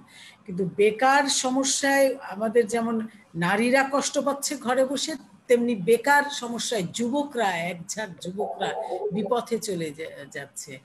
এর থেকে পরিত্রাণ খুবই জরুরি, কিন্তু এই দিকে সরকারের কোনো ভ্রুক্ষেপ নেই, এটা দুঃখজনক। আর আমি বোধহয় নবীনওয়াজ ভাইকে দেখতে পাচ্ছি। যে আমরা আজকে আমাদের নবীনওয়াজকে আমরা স্বাগত জানাচ্ছি এই কারণে, আজকে আমাদের এমপি মহোদয় এখানে উনি ছিলেন, তো ওনাকে দেখেছিলাম। উনি আছেন উনার বিদ্যুৎ সমস্যার কারণে উনি বেশিক্ষণ থাকতে পারবেন না। এই কারণে আমরা নবীনওয়াজ ভাইকে, উনার অনেক ব্যস্ততার মধ্যে, উনি নির্বাচনী কাজে ছিলেন উনার এলাকায়, আমি ফোন দিয়ে উনাকে আজকে সংযুক্ত করেছি অনুষ্ঠানে, ধন্যবাদ জানাচ্ছি। আমি জানি যুবলীগের প্রেসিডেন্ট সদস্য এবং সাবেক সাংসদ আমাদের প্রবাস দরবারে খুব শুভাকাঙ্ক্ষী। আমরা যখনই আমাদের সমস্যায় পড়ি তখন আমরা নবীনওয়াজ ভাই দ্বারস্থ হই, উনি আমাদের অনুষ্ঠানে আসেন। নবীনওয়াজ ভাই ধন্যবাদ আপনাকে। জি আলী আপা, আপনি একটু সমাপ্ত আপনার বক্তব্য একটু সংক্ষিপ্ত করেন এই পর্যায়ে। আমি সংক্ষিপ্ত করছি। তো এই আর কি, যে কোভিডের সাথে আমাদের দুর্নীতিকে জুঝতে হচ্ছে, সেই দুর্নীতিটা সরকারি দলের পক্ষ থেকেই বেশি করে ঘটানো হচ্ছে। আর আজকে অত্যন্ত দুঃখের সাথে একটু বলতে চাই যে এবছর যেহেতু আমরা স্বাধীনতার সুবর্ণ জয়ন্তী পালন করতে যাচ্ছি, সেখানে একটি জিনিস লক্ষ্য করছি যে কিছু আওয়ামী লীগের নেতারা, স্বাধীনতার ঘোষক বীর মুক্তিযোদ্ধা, সেক্টর কমান্ডার, জেট ফোর্সের অধিনায়ক, বাংলাদেশের প্রেসিডেন্ট ছিলেন শহীদ প্রেসিডেন্ট জিয়াউর রহমানকে একটু হেয় করার চেষ্টায় আছেন। কারণ হচ্ছে আল জাজিরাতে কিছু সংবাদ প্রকাশিত হয়েছে, সে কারণেই সেটাকে ধামাচাপা দেওয়ার জন্য এখন শহীদ প্রেসিডেন্ট জিয়াউর রহমানকে নিয়ে তারা উঠে পড়ে লেগেছে। তার খেতাব জামুকাতে তার খেতাব বাতিলের প্রস্তাব গৃহীত হয়েছে। তো দুঃখজনকভাবে বলতে চাই যে আসলে জামুকাকে এই খেতাব কেড়ে নেওয়ার, আর মুক্তিযোদ্ধা যারা সরাসরি মুক্তিযোদ্ধা করেননি তারা কিভাবে বুঝবেন যে কে মুক্তিযোদ্ধা কে মুক্তিযোদ্ধা নয়। আর শহীদ প্রেসিডেন্ট জিয়াউর রহমান যে মুক্তিযোদ্ধা ছিলেন সেটা এখন যারা বীর প্রতীক, বীর উত্তম, তারপরে যারা বেঁচে আছেন তারা কিন্তু বারবারই বলে যাচ্ছেন যে তিনি মুক্তিযোদ্ধা, সেটা আমার দলের। কিন্তু অদ্ভুতভাবে যে যারা সেক্টর কমান্ডার ছিলেন কিংবা যারা যুদ্ধ করেছেন ওই সময় মাঠের সৈনিক ছিলেন, তারা আওয়ামী লীগের লোক, তারাও কিন্তু বলছে আজকে, তারা কিন্তু একটি কথাও বলছে না, তারা কিন্তু চুপ করে আছে। কারণ এই মিথ্যা প্রোপাগান্ডার তাদের কোনো জবাব দেওয়ার নেই। শুধু আমি আজকে একটু স্মরণ করতে চাই যে ওই সময়ে, যুদ্ধকালীন সময়ে যারা প্রেসিডেন্ট জিয়াউর রহমানকে চিনেছিলেন, আজকে তারা আওয়ামী লীগের এমপি, কেউ মন্ত্রী, এরকম অবস্থায় আছেন, তারা যে বইগুলা লিখেছেন তাতে কিন্তু তারা স্বীকার করেছেন যে শহীদ প্রেসিডেন্ট জিয়াউর রহমান একজন মুক্তিযোদ্ধা ছিলেন, বীর মুক্তিযোদ্ধা ছিলেন। কিন্তু যারা যুদ্ধই করেনি কেবল তারা এটা নিয়ে মাতামাতি করছে। আজকে সত্যি যদি আপনি দেখেন যে ওই সময় বাংলাদেশের মুক্তিযুদ্ধকালীন প্রবাসী সরকারের প্রধানমন্ত্রী ভাষণ, তিনি আওয়ামী লীগের মন্ত্রী ছিলেন, এমপিদের লেখা যে বইগুলা, সেখানেও কিন্তু দেখবেন যে তারা কি বলেছে। আপনি জানেন যে 11 এপ্রিল 1971 প্রবাসী বাংলাদেশ সরকারের প্রধানমন্ত্রী তাজউদ্দিন আহমেদ জাতির উদ্দেশ্যে একটি ভাষণ দিয়েছিলেন, যা স্বাধীন বাংলা বেতার কেন্দ্র পরিচালিত হয়েছিল, যা আকাশবাণী থেকে একযোগে প্রচার করা হয়েছিল। ভাষণে তিনি বলেছিলেন যে চট্টগ্রাম নোয়াখালীর অঞ্চলে সমর পরিচালনার জন্য ভার পড়েছে মেজর জিয়াউর রহমানের উপর। নৌ, স্থল ও বিমান বাহিনী আক্রমণের মুখে চিটাগং অঞ্চলে আমাদের মুক্তিবাহিনী ও বীর চট্টলার ভাই বোনেরা যে প্রতিরোধ গড়ে তুলেছে তার দ্বিতীয় বিশ্বযুদ্ধে লেনিনগ্রাদের প্রতিরোধমূলক যুদ্ধের সাথে তুলনা। তার মানে তিনি শহীদ প্রেসিডেন্ট জিয়াউর রহমানকে মুক্তিযুদ্ধের অবদানকে সেই সময়ে লেনিনগ্রাদের যুদ্ধের সঙ্গে তুলনা করেছিলেন। তিনি আরো বলেন, বিজয়ের সাথে জিয়াউর রহমানের একটি পরিচালনা কেন্দ্র গড়ে তোলেন এবং সেখান থেকে ঘোষণা আসে যে প্রথমেই যে প্রথম স্বাধীন সরকার গঠনের জন্য যে ঘোষণাটা আসে সেটা কিন্তু শহীদ প্রেসিডেন্ট জিয়াউর রহমান দিয়েছিলেন। তার মানে তাজউদ্দিনও তার গ্রন্থ স্বাধীনতার দলিলে এই কথাগুলো কিন্তু বলেছেন। তার মানে আওয়ামী লীগের যারা যুদ্ধ করেছিলেন, যারা প্রকৃত যোদ্ধা, মুক্তিযোদ্ধা, তারা সকলেই শহীদ প্রেসিডেন্ট জিয়াউর রহমানের অবদানকে স্মরণ করেন। তৎকালীন মানে আওয়ামী লীগের যে সাবেক স্বরাষ্ট্রমন্ত্রী ছিলেন, বর্তমান এমপি এখনো আছেন, মেজর রফিক বীর প্রতীক, তিনি কিন্তু তার বই লক্ষ প্রাণের বিনিময়ে এখানে লিখেছেন যে 27শে মার্চ মেজর জিয়ার যে কালুরঘাট বেতারে যে তারা যে শুনতে পেয়েছিল সেই ভাষণের কথা তিনি নিজে স্বীকার করেছেন। স্বাধীনতা ঘোষণার বিতর্কে গেলেও একটা কথা অনস্বীকার্য, তিনি লিখেছেন, আমি ওনার বই থেকে বলছি, অনস্বীকার্য মেজর জিয়াউর রহমানের কণ্ঠস্বর এবং আহ্বান সামরিক, আধা সামরিক তথা বাঙালি জাতিকে নতুন আশার আলো দেখিয়েছিল। তার মানে আপনি আমার এই সব কথার মূলে একটা কথাই যে যারা যুদ্ধ করে নাই, যারা শরণার্থী মুক্তিযোদ্ধা, তারা এই যুদ্ধের ব্যাপারটিকে বিতর্কে আনতে চায়। এখানে মানে এখানে তিনি আরো লিখেছিলেন যে মেজর জিয়া আহ্বান সকলের প্রাণে সেদিন, সত্যি মেজর জিয়ার আহ্বান সবার প্রাণে সেদিন সাড়া জাগিয়েছিল, অন্ধকার জনতা দেখেছিল আলোর সন্ধান। গ্রন্থ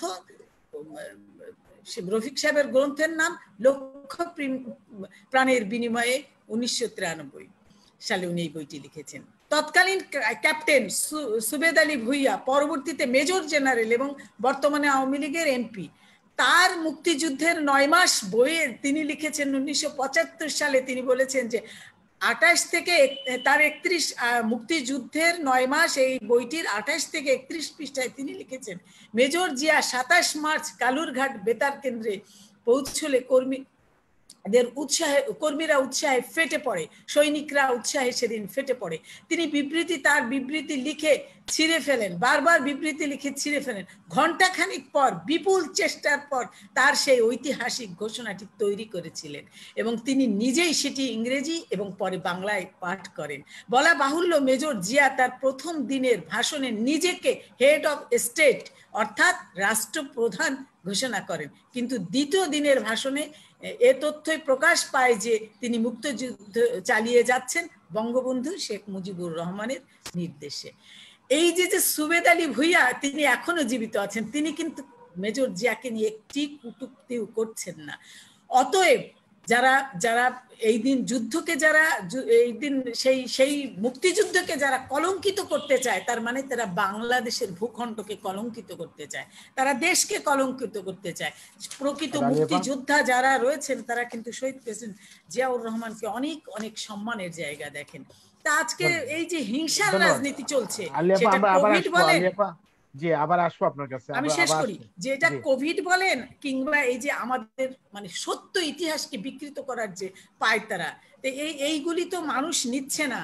এই ধরনের অবস্থায় আমরা পড়ে গেছি যে আমাদের ভোটবিহীন সরকার যা চাপিয়ে দিবে তাই সহ্য করে যেতে হচ্ছে।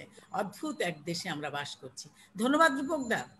ধন্যবাদ জানাচ্ছি। আমি একটু আমাদের এমপি মধ্যে এখানে বিদ্যুৎ নেই, তারপরে আমি একটু বলবো, একটু উনাকে আমরা বিদায় দিয়ে দেবো কারণ উনি ব্যস্ত আছেন আজকে।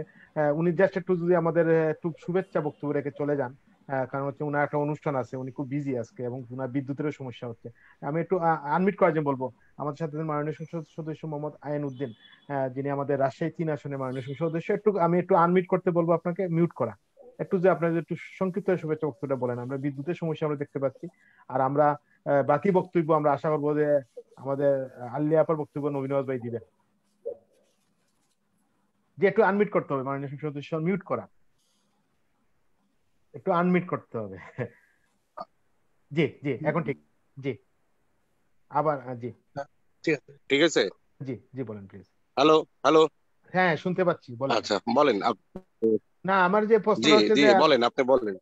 আজকে আমরা বিষয় নিয়ে যে কথা বলছিলাম, বিশেষ করে আমরা বিষয় নিয়ে কথা বলছিলাম, এখানে আমাদের বিএনপি নেত্রী অ্যাডভোকেট নওয়াজ আলী আলী অনেক কিছু বললেন, এই ব্যাপারে আপনার বক্তব্য কি, আপনি কি মনে করেন? দেখেন, আমি একটা কথা বলি। তিনি প্রথমে বেকার সমস্যার কথা বলেছেন। হ্যাঁ, এবং এই কোভিড-19 সময় বাংলাদেশের প্রেক্ষাপটে সরকারের ভূমিকা সম্পর্কে তিনি বলেছেন। আমি আপনার স্টুডিওকে ধন্যবাদ জানাই এবং যারা উপস্থিত আছেন সবাইকে আমি ধন্যবাদ জানাই। আমি বিশ্বাস করি যে এই যে আপনারা দেখছেন যে দক্ষিণ এশিয়ার মধ্যে বাংলাদেশ কিন্তু অনেক নিরাপদ স্থানে আছে। আমার পার্শ্ববর্তী দেশ ভারতের দিকে তাকান, পাকিস্তানের দিকে তাকান, কিভাবে বেকায়দা আছে, তাদের জনগণকে কিভাবে সেভ করতে পেরেছে কি পারে নাই, এটি কিন্তু আন্তর্জাতিক বা বিশ্ব স্বাস্থ্য সংস্থা কিন্তু স্বীকৃতি দিয়েছে। হ্যাঁ, উনি ভুল ব্যাখ্যা দিলে তো হবে না যে উনি যে ভুল ব্যাখ্যা দিচ্ছেন। তবে একটা কথা বলি, তিনি যে কথাটি বলেছিলেন যে বেকার সমস্যার কথা, আমি আমি ওই আপাকে আমি জিজ্ঞেস করি যে যখন লন্ডন বিশেষ করে ব্রিটিশ যখন আক্রান্ত হয় সেই সময় ব্রিটিশ এয়ারলাইন্সের যত কর্মচারী কর্মকর্তা, একটা টপিকস আমি বলছি যে যাদেরকে ছাঁটাই করা হয়েছে, এই পর্যন্ত তাদের কিন্তু বেতন ভাতা বা তেমন কিছু দেয়নি। তো আমাদের বাংলাদেশের প্রেক্ষাপটে আমরা বলি নাই যে যে কোভিড-19 কারণে বাংলাদেশের বেকার হয়নি, বা গার্মেন্টস বলেন আর যেই ক্ষেত্রে বলেন অনেকেই বেকার হয়েছে, কিন্তু তারপরেও সরকারের প্রচেষ্টায় বিশেষ করে বিভিন্ন প্রণোদনা দেওয়ার পরে আজকে কিন্তু স্ব অবস্থান থেকে কিন্তু সবাই কিন্তু তার নিজের কাজে কিন্তু ফিরিয়ে গেছে।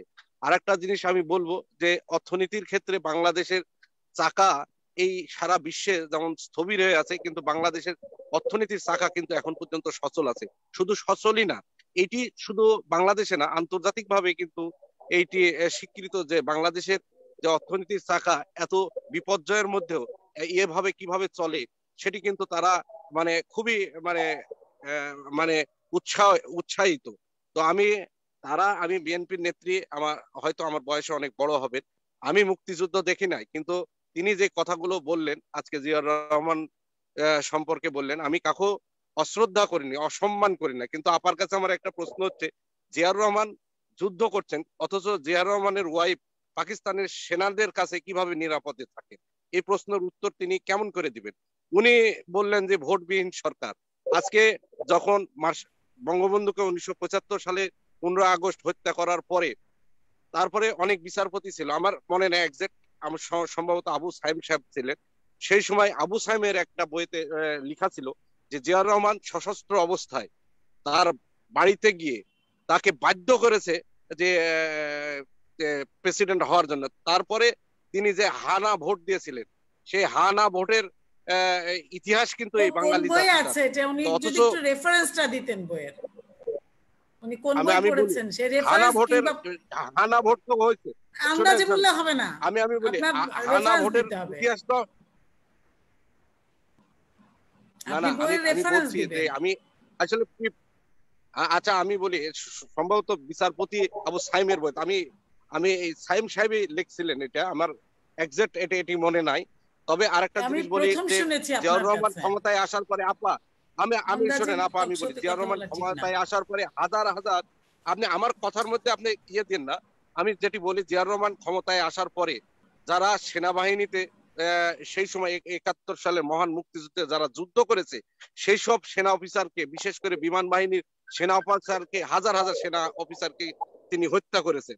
এবং তিনি যদি সত্যিকার অর্থেই মুক্তিযোদ্ধা হতেন তাহলে গোলাম আজমকে কিন্তু বাংলাদেশের মাটিতে আনতেন না।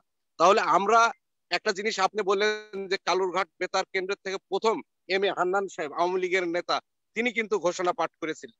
এটিও কিন্তু আপনার জানার বিষয়। আপনি জাতিকে বিভ্রান্ত তথ্য দিচ্ছেন, কিন্তু সঠিক তথ্য আপনি দিচ্ছেন না। তবে একটা জিনিস আপনার বক্তব্যের মধ্য দিয়ে জিয়াউর রহমান কিভাবে বলে যে তিনি রাষ্ট্রের প্রধান হিসেবে প্রথম ঘোষণা করেছিলেন, আপনার বক্তব্য এখনকার বক্তব্য, যেখানে 7ই মার্চের জাতির জনক বঙ্গবন্ধু শেখ মুজিবুর রহমান যখন 7ই মার্চের ভাষণের পর থেকেই স্বাধীনতার যে যুদ্ধের সেটি কিন্তু শুরু হয়।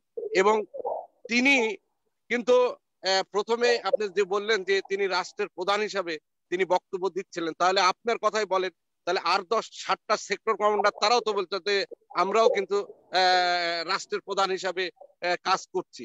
আপনার যদি দাবি থাকে যে না তিনি সেক্টর কমান্ডার ছিলেন বা চট্টগ্রাম ওই এরিয়ার তিনি কমান্ডেন্ট ছিলেন, তাহলে কিন্তু আর যে 7টা আমাদের সেক্টর কমান্ডার ছিল তারাও তো একই কথা বলতো। তো আমি মনে করি যে আজকে জিয়াউর রহমান যেটি করেছেন সেইটি হচ্ছে যে তার ক্ষমতার আগে এবং পরে বাংলাদেশের স্বাধীনতা বিরোধী শক্তিকে তিনি কিন্তু আশ্রয় প্রশ্রয় দিয়েছেন। এবং বর্তমান আপনি নিশ্চয় জানেন যে খালেদা জিয়া ক্ষমতায় আসার পরে আজকে যারা রাজাকার, আল বদর, নিজামী, মুজাহিদ থেকে শুরু করে তাদের কিন্তু সেই বাংলাদেশের মানে 30 লক্ষ শহীদের রক্তের বিনিময়ে এই বাংলাদেশ, 2 লক্ষ মা বোনের ইজ্জতের বিনিময়ে বাংলাদেশ, যাদের জন্য আমাদের এই বাঙালি জাতিকে জীবন দিতে হয়েছে, তাদের রক্তের পতাকা কিন্তু তাদের গাড়িতে তুলে দিয়েছে। এটা কিন্তু গোটা জাতি জানছে। তো এই বিষয়গুলো কিন্তু আপনাদের আনতে হবে। আমি ঠিক আছে, আমি যুদ্ধ করছি, আমার দেশপ্রেম আছে, তাহলে দেশপ্রেম কেমন ছিল যে সেই দেশপ্রেমের প্রতি আনুগত্য স্বীকার না করে তিনি যারা দেশদ্রোহী ছিল বা স্বাধীনতা বিরোধী ছিল তাদের সাথে তাদের আঘাত কিভাবে হয়। তো আমি আমার আসলে একটা প্রোগ্রামের জন্য আমি হয়তো বক্তব্য বাড়াতে পারলাম না। তো আমি ধন্যবাদ জানাই উপস্থাপক সহ যারা আছেন। আমার পরে হয়তো নবীন নওয়াজ ভাই, সাবেক সংসদ সদস্য ঝিনাইদহ থেকে, তিনি যুবলীগের প্রেসিডেন্ট সদস্য, কথাগুলো বলবেন। আমার যদি সময় থাকতো অবশ্যই আমি বইগুলো দেখে বা সুনির্দিষ্টভাবে পাতা গণে কিন্তু আমি বলতাম। তবে আমি একটা কথা বলবো আপা, আমি একটা কথা বলবো, শোনেন। আমরা লেখাপড়া করেছি স্বাধীনতার, যে আমরা 1, 2, ক্লাস 3, 4 আমরা যখন পড়েছি তখন কিন্তু এই স্বাধীনতার বিরোধীরা ক্ষমতায় ছিল। তখন পর্যন্ত আজ বঙ্গবন্ধু যে এই বঙ্গবন্ধুর জন্য যে দেশ স্বাধীন হয়েছে, তার ডাকে যে যুদ্ধ শুরু হয়েছে, তার ডাকে যে 30 লক্ষ মানুষ শহীদ হয়েছে, বঙ্গবন্ধু যে এই দেশের জাতির পিতা ছিল, তার ইতিহাসটুকু তারা কিন্তু মুছে ফেলে দিয়েছিল। এবং জিয়াউর রহমান যদি সত্যিকার অর্থেই মুক্তিযোদ্ধা হতেন তাহলে ইন্ডিমেটি বিল কখনো পাশ করতেন না, যে বঙ্গবন্ধুকে হত্যার পরে খন্দকার মুস্তাকের সাথে আঘাত করে তিনি ইন্ডিমেটি বিল তৈরি করেন যে জাতির পিতার বিচার হবে না এই বাংলাদেশে। কারণ যার জন্য এই দেশটা স্বাধীন হলো সেই মানুষটার বিচার হবে না, এই আইনটুকু যদি জিয়াউর রহমান করে থাকে, তাহলে আপনি কিভাবে বলেন সে একজন মুক্তিযোদ্ধা? তাহলে আপনি বলেন যে কিভাবে বলেন যে একজন যে একটা জাতির পরিচয় দিয়েছে, যে একটা মানচিত্র পরিচয় কথা বলতে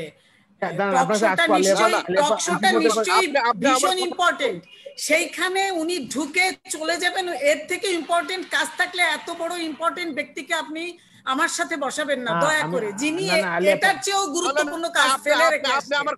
এবং এখানে উনি থাকতে পারবেন না, থাকতে পারবেন না। উনি যে মানে যে কথাগুলো আপত্তিকর কথাগুলো বলেছে, আমি ওনাকে ওনার প্রেজেন্সিতে তার উত্তরগুলো দিতে চাই। আমি একটা কথা বলি, আপনার একটা কথা বলি। আপনি বলছেন অসহায় দরিদ্রের কথা বলছেন বাংলাদেশের প্রেক্ষাপটে। আপনার বিএনপি রাই বলছিল যে এই বাংলাদেশে করোনার টিকা সেটা ভুয়া নিয়ে আসা হয়েছে, এই করোনার টিকা দেওয়া যাবে না, এই হবে না, সেই হবে না। আজকে যে প্রোপাগান্ডা আপনারা গোটা বাংলাদেশে ছড়িয়েছেন, আজকে আল্লাহর অশেষ রহমতে আপনি বলেন যে বাংলাদেশে করোনার টিকা দিয়ে যে কোনো পার্শ্ব প্রতিক্রিয়ায় কিন্তু মানুষ মরে নেই, অথচ কিন্তু যারা পরাশক্তি রাষ্ট্র, এই আমেরিকা বলেন, লন্ডন বলেন, যা এই পরাশক্তি রাষ্ট্রগুলোতে এই অ্যাক্সিডেন্ট হয়েছে, কিন্তু বাংলাদেশে এই ধরনের আল্লাহর অশেষ রহমতে এই পর্যন্ত হয়নি। যখন বিএনপি সহ এরা কিন্তু সারা বাংলাদেশে করোনার টিকা যাতে না নেয় মানুষ, এই যে প্রোপাগান্ডা তারা করেছিল, তারা কিন্তু এখন মিথ্যা প্রমাণিত হচ্ছে। এবং আমার বিশ্বাস বিএনপির নেতৃবৃন্দ সহ বিএনপির ভাইয়েরাও কিন্তু এখন টিকা নিতে আগ্রহী। কারণ আজকে টিকার কথা তারা বলছিলেন যে আমাদের ইন্ডিয়া থেকে আসছে কেন, বিদেশে লন্ডন থেকে আসলো না কেন, আমরা ফাইজারের টিকা পাইলাম না কেন, এই বিভিন্ন প্রোপাগান্ডা কিন্তু ছড়িয়েছে। আজকে আমার প্রথমে যে আমাদের এক সাংবাদিক ভাই যে কথাটি বললেন, আমার একটা মহিলা নেত্রী যে কথাটি বললেন, আসলে বাংলাদেশের যে আজকে উন্নয়ন দেখেন সকল ক্ষেত্রে মাননীয় প্রধানমন্ত্রী জননেত্রী শেখ হাসিনা যেভাবে রাষ্ট্র পরিচালনা করতেন, সারা বিশ্ব যেখানে স্বীকৃতি দিচ্ছে, একটা মানুষের বা একটা গোষ্ঠী আজকে এই বিরোধিতা করে যাচ্ছে। যারা স্বাধীনতার সময়ও বিরোধী ছিল, এখন পর্যন্ত তারা বিরোধী ছিল। আজকে যদি বেকার ভাতার কথা আপনি বলেন, আজকে মাননীয় প্রধানমন্ত্রী এই বাজেটে এই বাজেটে আপনার প্রায় 48,000 কোটি টাকা তার শুধুমাত্র সামাজিক সুরক্ষা খাতে ব্যয় করেছে, যেটি 2006 সালে বিএনপির বাজেটের খুব কাছাকাছি ছিল। আমরা শুধুমাত্র সামাজিক সুরক্ষা খাতে এই টাকাটা দিতে পেরেছি। আজকে পদ্মা সেতুর কথা বলেন, আজকে কর্ণফুলী টানেলের কথা বলেন, আজকে যত মেগা প্রজেক্ট, আজকে ধরেন মেট্রো রেলের কথা বলেন, আজকে কিন্তু করোনার মধ্যেও কিন্তু আজকে দেশের এই বড় বড় মেগা প্রজেক্ট গুলো কিন্তু চলমান আছে। আজকে অনেক বহির্বিশ্বে কিন্তু এটা স্থবির হয়ে পড়েছে, আমরা কিন্তু সক্ষমতায় আছি। সঙ্গত কারণে আমি মনে করি যদি আজকে যে জিনিসটি আপা আপনি সাবেক সংসদ সদস্য যেটি বলছেন সেটি আপনার নিজের থেকে হয়তো আপনি একটা আদর্শ পালন করেন, ধারণ করেন বিধায় আওয়ামী লীগের বিরুদ্ধে কথা বলতে হবে, সেই জায়গা থেকেই কিন্তু আপনি কথা বলছেন। আমি আর বক্তব্য বাড়াবো না। আমি হয়তো ধন্যবাদ মাননীয় সংসদ সদস্য, আপনাকে একটু রিকোয়েস্ট করবো আমি সংসদ সদস্য আপনি একটু 5 মিনিট থাকবেন, 5 মিনিট একটু আলিয়াপা উনি উনার বক্তব্যটা একটু বলেন। হ্যাঁ 5 মিনিট থাকবেন, তারপরে আপনাকে আমরা বিদায় দেব। যদি উনার বক্তব্য একটু শুনে যান তাহলে পরবর্তীতে নবীন হবে আপনার উনার উত্তরটা দেবেন। একটু আলিয়াপা 5 মিনিট প্লিজ। হ্যাঁ রূপকদা, জি জি জি শুনতে পাচ্ছেন? আমি শুনতে পাচ্ছি। আপনি একটু বলেন, উনি আছেন 5 মিনিট, তারপর আপনি একটু বলেন, তারপর আপনার উত্তরগুলো নবীন নওয়াজ ভাই দিবেন। জি বলেন প্লিজ। আচ্ছা রূপকদা, আমি ওনাকে বিনয়ের সাথে মানে বলতে চাই যে উনি যে বললেন যে স্বাধীনতার পরে প্রথম রাজাকারদের কে ক্ষমা করেছিলেন কে, এটা ওনার কাছে আমার প্রশ্ন। রাজাকারদের সাধারণ ক্ষমা কে ঘোষণা করেছিল, এটা আমার প্রশ্ন। বঙ্গবন্ধুর মৃত্যুর পরে 15ই আগস্ট যে জাসদ আজকে যে জামুকাতে যেই শাহজাহান খান যে বক্তৃতা দিচ্ছেন, বড় বড় বুলি আওড়াচ্ছেন, সেই শাহজাহান খান লিফলেট বিলু করেছিলেন যে খুনি মুজিব খুন হয়েছে। এটা ওনার জানা আছে কিনা? এটা ওনার জানা থাকা দরকার। এক। 2 নাম্বার হলো উনি বলেছেন যে 7টা সেক্টর না 11টা সেক্টর ছিল মুক্তিযুদ্ধের সময়। তার প্রথম সেক্টর 1 নম্বর সেক্টরও শহীদ প্রেসিডেন্ট জিয়াউর রহমান যুদ্ধ করেছেন, 11 নম্বর সেক্টরে যুদ্ধ করেছেন। অতঃপর উনি ওনার নিজের নামে জিয়া জেড প্রথম জেড ফোর্স একটি ফোর্স গঠন করে তিনি যুদ্ধ করেছেন সিলেট অঞ্চলে। এটা ওনার জানা থাকা দরকার। উনি আমাকে বলেছেন যে বেগম খালেদা জিয়া কে কেন মানে এত আরামায়েশে পাকিস্তানিদের কাছে রেখে উনি যুদ্ধ করেছেন। ওনার মতো মানুষই এই ধরনের কথা বলতে পারে, কারণ শত্রুর ডেরায় প্রিয়তমা স্ত্রী এবং সন্তানকে রেখে সেই সেনা যে দেশকে ভালোবাসে কেবল সেই বলতে পারে যে উই রিভোল্ট বলে তিনি যুদ্ধে গিয়েছিলেন। এবং ওই বন্দি অবস্থায় খালেদা জিয়া এবং তার সন্তানেরা যে বন্দী ছিলেন তারা কিন্তু কখনোই বলেন নাই, কিন্তু আমরা দাবি করি যে তারাও শিশু মুক্তিযোদ্ধা, তার 2টি সন্তান এবং বেগম জিয়াও একজন বীর মুক্তিযোদ্ধা। এতে কোনো এই কথাতে কোনো ভুল নাই।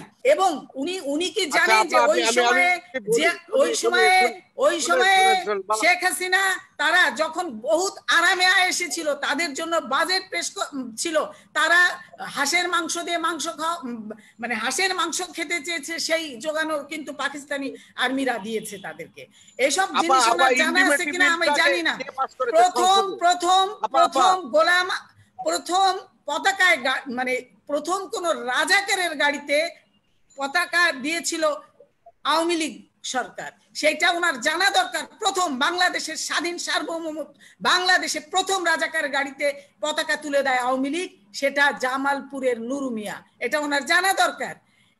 ওনরা যেইভাবে মুক্তিযোদ্ধাদেরকে অপমান করেছে, সেই দিন উনি কোথায় ছিল যেদিন রক্তের বঙ্গবন্ধুর লাশ সিঁড়িতে ঘন্টার পর ঘন্টা পড়েছিল, সেই রক্তের সিঁড়ি পাড়ি দিয়ে তাকে পাড়িয়ে রেখে যারা শপথ নিতে গিয়েছিল এসটি ইমামের অধীনে, সেই সময় উনি কোথায় ছিলেন?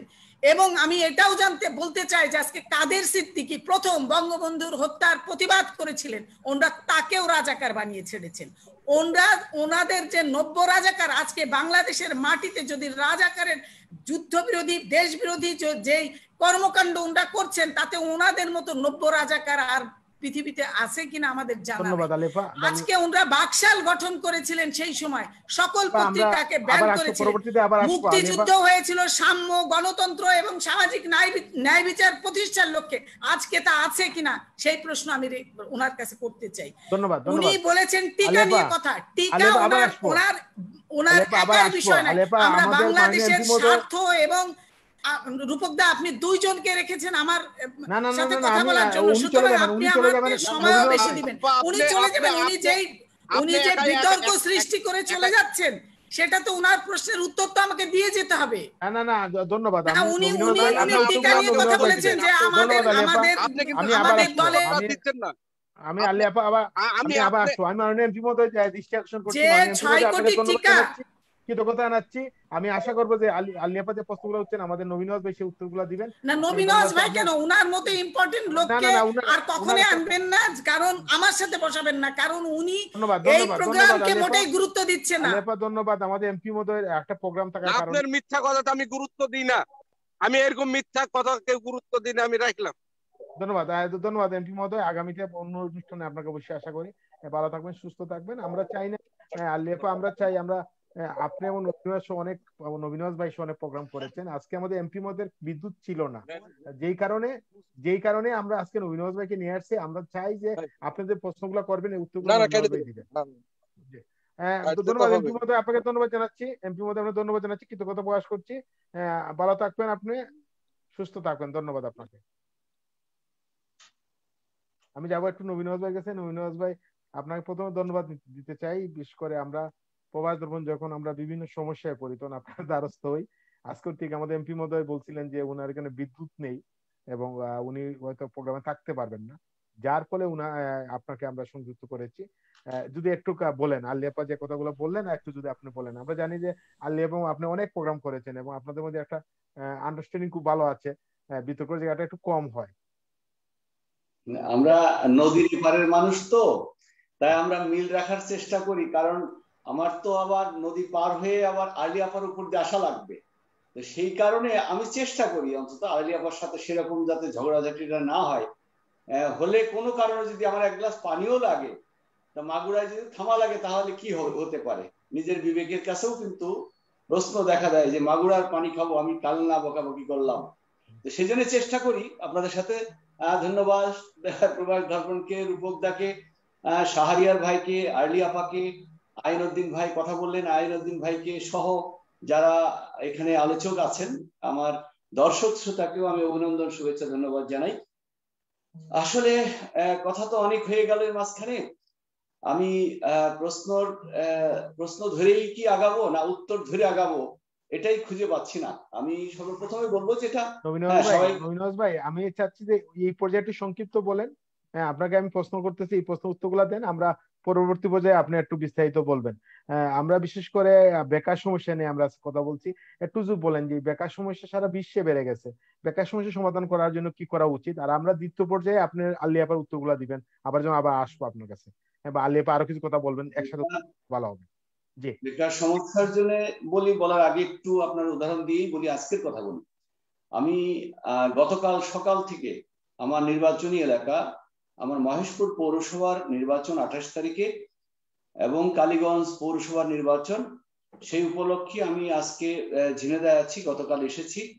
আমার বিভাগীয় সাংগঠনিক সম্পাদক আওয়ামী লীগের বি এম মোজাম্মেল হোসেন, সাবেক এমপি, উনি কাল সকালে আমার সাথে করে নিয়ে এসেছেন নির্বাচনী কাজে। আমার এখানে প্রার্থীর পক্ষ থেকে হয়তো জানানো হয়েছিল যে আমি নির্বাচনী কাজে নাই, এরকম কিছু, কিন্তু আমার একটা প্রস্তুতি ছিল যে আমি এটি আজকে আসবো, এরকম সম্ভাবনা ছিল। কিন্তু তারপরেও সাংগঠনিক সম্পাদক মীমাংসা করার জন্য দ্বন্দ্ব, ফ্যাসাদ, অভিযোগ, নালিশ, এরকম কথা তো থাকে, দেশের দলের মধ্যেও কিন্তু থাকে। সেই কারণে আমাকে কাল সাংগঠনিক সম্পাদক আনার পরে কাল সারাদিন কাজ করেছি মহেশপুর পৌরসভা, কালীগঞ্জ পৌরসভা করে। আজকে সারাদিন আছি এখানেই, নির্বাচনী কাজ করছি। 28 তারিখে নির্বাচন করে ফিরবো। আজকে আমি অনেকগুলো জায়গায় গিয়েছিলাম। তো সেখানে আমাকে দুইটা সুপারিশ, সকালে এবং বিকালের দিকে। সুপারিশটা হলো এরকম যে বেকার একজনের ওয়াইফ, সকালে যেটা এসছে তার ওয়াইফের বয়স 31, মুক্তিযোদ্ধার সন্তান হিসেবে 32 বছর বয়স পর্যন্ত আছে। তা ওকে আমি বললাম, দেখো এই করোনার সময় যেভাবে ছাঁটাই হচ্ছে বিভিন্ন কোম্পানিতে, প্রতিষ্ঠানে, তো সেই কারণে আমি তোমাকে বলবো যে মুক্তিযোদ্ধার সন্তান হিসেবে তোমার ওয়াইফের যেহেতু এখনো 1 বছর সময় আছে, সরকারি অনেক সার্কুলার হয়, সেই সার্কুলারগুলো দরখাস্ত করো। দরখাস্ত করার পরে 100 নম্বরের যে পরীক্ষা হয় তার ভিতরে 70 লিখিত আর 30 হয় মৌখিক। তো তুমি 70-এর জন্য যদি তুমি তোমার ওয়াইফ যদি বিজয় নির্বাচিত হতে পারে, তার মানে 70 যদি পাশ করে ভাইবার জন্য সে মুখোমুখি হয়, তখন আমি তদবির করব, সুপারিশ করব, চেষ্টা করব। তাছাড়া একেবারে লিখিত পরীক্ষার কোনো সুপারিশ করার কোনো সুযোগ নাই। অনেকে বলবে, গ্রামের মানুষ বুঝাবে যে লিখিত সহ আমি চাকরি পাওয়াই দেবো, তুমি 50,000 টাকা কাউকে দিলে শেষ পর্যন্ত তুমি ধরা খেয়ে যাবে। এরকম হতে পারে, অনেক দালাল আছে বাংলাদেশে। এটার আর্লি আপার দল যখন ক্ষমতায় ছিল তখনও ছিল, আমাদের সময় আছে, অনেকে এরকম আয় রোজগার করে। আর্লি আপার যতই মাথা ঝাড়াক না কেন, এগুলো চালু তো হয়েছে অনেক আগে থেকে। এগুলো এখন আধুনিক যুগে আমরা চলে আসছি, আরো হয়তো আধুনিক ভাবে চলছে। এই প্রবণতা ছিল আর্লি আপাতের সময়। যেটা ছিল, আমার এখানে মাননীয় এমপি মহোদয় ছিলেন শহীদুল ইসলাম মাস্টার, উনি প্রয়াত, উনি মারা গেছেন। আজকে আমাকে ওই উদাহরণটা দিল। একজন বলল যে ভাই আপনারা বলেন পরীক্ষার কথা, বলেন ভাইবার কথা। শহীদুল মাস্টার আসলে যখন একটা সিভি নিত, বায়োডাটা নিত, নিয়ে বলতো তোমার বায়োডাটা যখন হাতে নিয়েছি তোমার চাকরি হবে। উনি বলতেন আপনারা এমপি কেমন এমপি ছিলেন, কেমন এমপি আছেন আপনারা বলেন, লিখিত পরীক্ষায় টিকা লাগবে, তারপরে ভাইবার সময় অনেক সময় হয় না। তো এগুলো কি?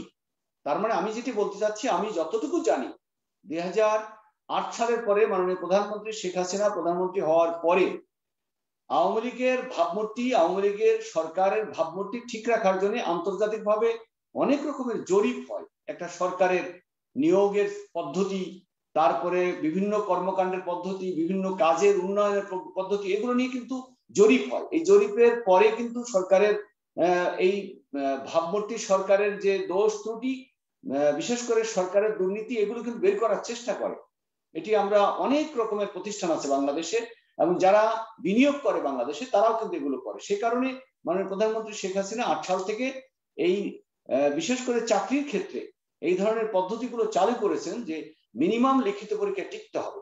যেটি আগেকার যারা এমপি মহোদয়রা ছিলেন, বাংলাদেশ নতুন বাংলাদেশে চাকরি দেওয়ার ক্ষেত্রে বায়োডাটা নিয়ে মন্ত্রীর কাছে দিতেন একজন এমপি মহোদয়, মন্ত্রী মহোদয় ওই বায়োডাটা রেখে দিতেন। সেখানে যে পদ্ধতিটা ডিপার্টমেন্ট, তার মানে মন্ত্রণালয় পরীক্ষা নিত, চাকরি দেওয়ার ক্ষেত্রে একটা সহজ ছিল পদ্ধতিটা। এটা আমার জানা নাই, তবে ছিল। আর মাননীয় প্রধানমন্ত্রী শেখ হাসিনা যেটা করেছেন, ঢাকা বিশ্ববিদ্যালয়, বুয়েট, বিভিন্ন ডিপার্টমেন্টকে দায়িত্ব দেয় লিখিত পরীক্ষার জন্য। একটা মন্ত্রণালয়, সমাজসেবা মন্ত্রণালয় বলেন, তারপর অনেক স্থানীয় সরকার মন্ত্রণালয় বলেন, তারা লিখিত পরীক্ষার জন্য দায়িত্ব দেয়। লিখিত পরীক্ষার রেজাল্টটা 4-5টা প্রতিষ্ঠানে মন্ত্রী পায়, মন্ত্রণালয় পায়, তারপরে হচ্ছে অধিদপ্তর পায়, তারপরে তারা নিজের একটি কপি রাখে, একটা প্রধানমন্ত্রী দপ্তরে পাঠায়, এভাবে 5টা-6টা জায়গায় পৌঁছে দেয় রেজাল্টটা, লিখিত পরীক্ষা। এটা একটা জবাবদিহিতার জায়গা, সরকারের স্বচ্ছতার একটা জায়গা। তো এভাবে লিখিত পরীক্ষা নিয়ে তারপর ভাইবাটা নেয়, নিয়ে চাকরিটা দেয়। এটি যেহেতু 12 বছর চলছে, এখনো আলিয়াপাড়া আরেকবার ক্ষমতায় আসেনি, হয়তো বুঝতে পারেন না, কিন্তু এটা মন্ত্রণালয়ে কিন্তু চালু আছে। সচিবরা, আমলারা কিন্তু এভাবে চালাচ্ছেন। আমলারা ইচ্ছা করলেই চালাতে পারে না, কারণ আমি গতবার এমপি ছিলাম, গত টার্মে আমি নিজে একটি তদন্ত করেছি। একটি নিয়োগের ক্ষেত্রে অনিয়ম হয়েছে, আমার স্থায়ী কমিটিতে উঠেছিল, সেখানে উপস্থাপন হলো যে এটি তদন্ত করতে হবে নিয়োগটির। তো সেখানে আমি তদন্ত করতে যে উপলব্ধি করেছি যে যেভাবে বোর্ড হয়, লিখিত পরীক্ষার রেজাল্ট, ভাইবা বোর্ডের রেজাল্ট দেওয়ার সময় কিন্তু এটি অনেক যাচাই বাছাই হয়। সেজন্য আলিয়াবা মাথা যতই ঝাঁকাক না কেন, আমি জানি যে বর্তমান সরকার নিয়োগের ক্ষেত্রে কিছু নিয়ম চালু করেছে, যেটির স্বচ্ছতা আছে এবং জবাবদিহিতার একটি জায়গা আছে বলেই আমি বলেছি কথাটি। তার মানে আমি বলতে চাচ্ছি যে এখন বর্তমানে এই করোনার কারণে বিভিন্ন কোম্পানি, প্রতিষ্ঠান, সরকারিগুলো না, আধা সরকারি অনেক প্রতিষ্ঠান ছাঁটাই যে প্রক্রিয়া চালু হয়েছে। চাকরি তো প্রতি বছর হাজার হাজার লক্ষ লক্ষ মানুষের চাকরি হয়, কিন্তু ছাঁটাই হয়েছে করোনার কারণে, এটি কিন্তু আমরা জানি। সেই কারণে বেকারত্ব বেড়ে গিয়েছে। বেকারত্ব বেড়ে যাওয়ার কারণটি হচ্ছে যে সরকারি চাকরি কয়জনের হয় আপনারা জানেন। প্রাইভেট প্রতিষ্ঠান, বিভিন্ন কোম্পানি, বিভিন্ন ইন্ডাস্ট্রি তে বিভিন্ন জনের লোক নিয়োগ করা হয় প্রতি বছর। সেই নিয়োগের প্রেক্ষিতে মানুষের চাকরি হয়, তাদের আয় রোজগারের ব্যবস্থা হয়, সেই জায়গাটিতে স্থবির অবস্থা হয়েছে, হওয়ার কারণে বেকারত্ব বেড়ে গেছে। দেখেন আপনি কাজকর্মের ক্ষেত্রে, যেহেতু সরকারি শিক্ষা প্রতিষ্ঠানগুলোই সরকারি বেতন পাচ্ছে, বেসরকারি শিক্ষা প্রতিষ্ঠান কিছু সরকারি অনুদান পায়। আপনি জানেন যে এমপিভুক্ত প্রতিষ্ঠানগুলো সরকারি পায়, কিন্তু যেগুলো এমপিভুক্ত না, বেসরকারি প্রতিষ্ঠান, সেগুলো তার নিজস্ব আয়ে প্রতিষ্ঠান চালাতে হয়। আমি আমার কলেজ চালাই, আমি জানি। আমার শিক্ষার্থীদের এই পরীক্ষা চলছে 24 তারিখ, আজকে বোধ হয় 26, কালকে একটা পরীক্ষা আছে। তার মানে এইভাবে পর্যায়ক্রমে রুটিন করে দিয়ে আমি কিন্তু আমার এলাকায় আসছি। এখন এই মুহূর্তে ছাত্রদের কাছ থেকে কোর্স ফি নিয়ে তারপর কিন্তু চালাতে হয়। এটি হলো আমাদের টিচার্স ট্রেনিং কলেজ, বেসরকারি টিচার্স ট্রেনিং কলেজ জাতীয় বিশ্ববিদ্যালয়ের অধীনে যেই শিক্ষার্থীরা আছে সেই শিক্ষার্থীগুলোর তাদের যে প্রতি মাসে যেই কোর্স ফিটা দেয় সেটা থেকে, কিন্তু তারা কালেকশন, আমাদের অফিসে কালেকশনটা হচ্ছে না, কারণ তারা টাকাটা ঠিক মতো দিতে পারছে না। যারা দিবে তারা কিন্তু প্রাইভেট প্রতিষ্ঠানে অনেকে ছিল, সরকারি প্রতিষ্ঠান তো খুব কম সংখ্যক। আমি মনে করি আমাদের প্রশিক্ষণার্থীর মধ্যে 20%ও না, 80% প্রায় বেসরকারি প্রতিষ্ঠানে চাকরি করত, কেউ ব্যবসা করত। তাদের অনেক শিক্ষার্থী কিন্তু আমাদের প্রতিষ্ঠানের প্রশিক্ষণার্থী, তারা কিন্তু ড্রপ আউট হয়ে যাচ্ছে। তারা যে বেকার হয়ে গেল, সেই বেকার মানুষগুলো কিন্তু আমাদের এখানে কোর্স করতে পারছে না, কারণ কোর্স ফি কলেজে জমা দিচ্ছে না, দিতে পারতেছে না। এরকম বিভিন্ন প্রতিষ্ঠানে, শিক্ষা প্রতিষ্ঠান বলেন, ব্যবসা প্রতিষ্ঠান বলেন, আমি নিজেও জানি যে অনেকে তাদের পেশা পরিবর্তন করেছে। ঢাকা শহরে ছোট ব্যবসা করত, তারা শিক্ষকতা করত, কেউ টিউশনি করে চলতো। অনেকেই কিন্তু টিউশনি করে, অনেকগুলো টিউশনি করে তার সংসার চালায়। তার ছেলে মেয়ে ঢাকাতে লেখাপড়া করে, তার ওয়াইফ সহ তার বাসা ভাড়া করে থাকতে হয়। তাদের টিউশনি গুলো বন্ধ হয়ে গেছে, তারা গ্রামে চলে গেছে। গ্রামে যে তাদের কেউ মাছের চাষ করে, কেউ ছোটখাটো অন্য ব্যবসা করে, এমন করে জমি বন্ধক নিয়ে তারা চাষ করার জন্য ব্যবসা করতেছে। এইভাবে কিন্তু অনেকে বেকার হয়ে গেছে। যে জন্য এই বেকারত্ব দূর করার যে প্রক্রিয়াটি, এটি আমি বলবো সরকারের ইচ্ছা করলেই, মুখ দিয়ে বললেই কিন্তু এটা করতে পারবে না।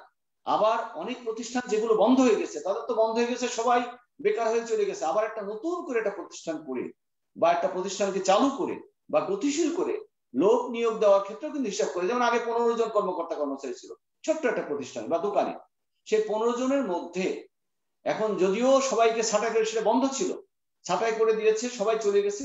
এখন শুরুটা করবে কিভাবে? 5 জন 7 জন 10 জন দিয়ে। তাহলে যদি 10 জনও নেয়, বাকি 5 জন কিন্তু তারা কিন্তু বেকার হয়ে আছে, থাকবে। এবং আমি যতটুকু জানি অনেক প্রতিষ্ঠানে এরকম বেকার হওয়ার কারণে আমাদের প্রতিষ্ঠানগুলো কোনো রকমে ঢুকে ঢুকে আমরা চলছি। আমাদের প্রতিষ্ঠানে এসে কিন্তু তারা ধর্ণা ধরছে, চাকরির জন্য চাকরি চাচ্ছে।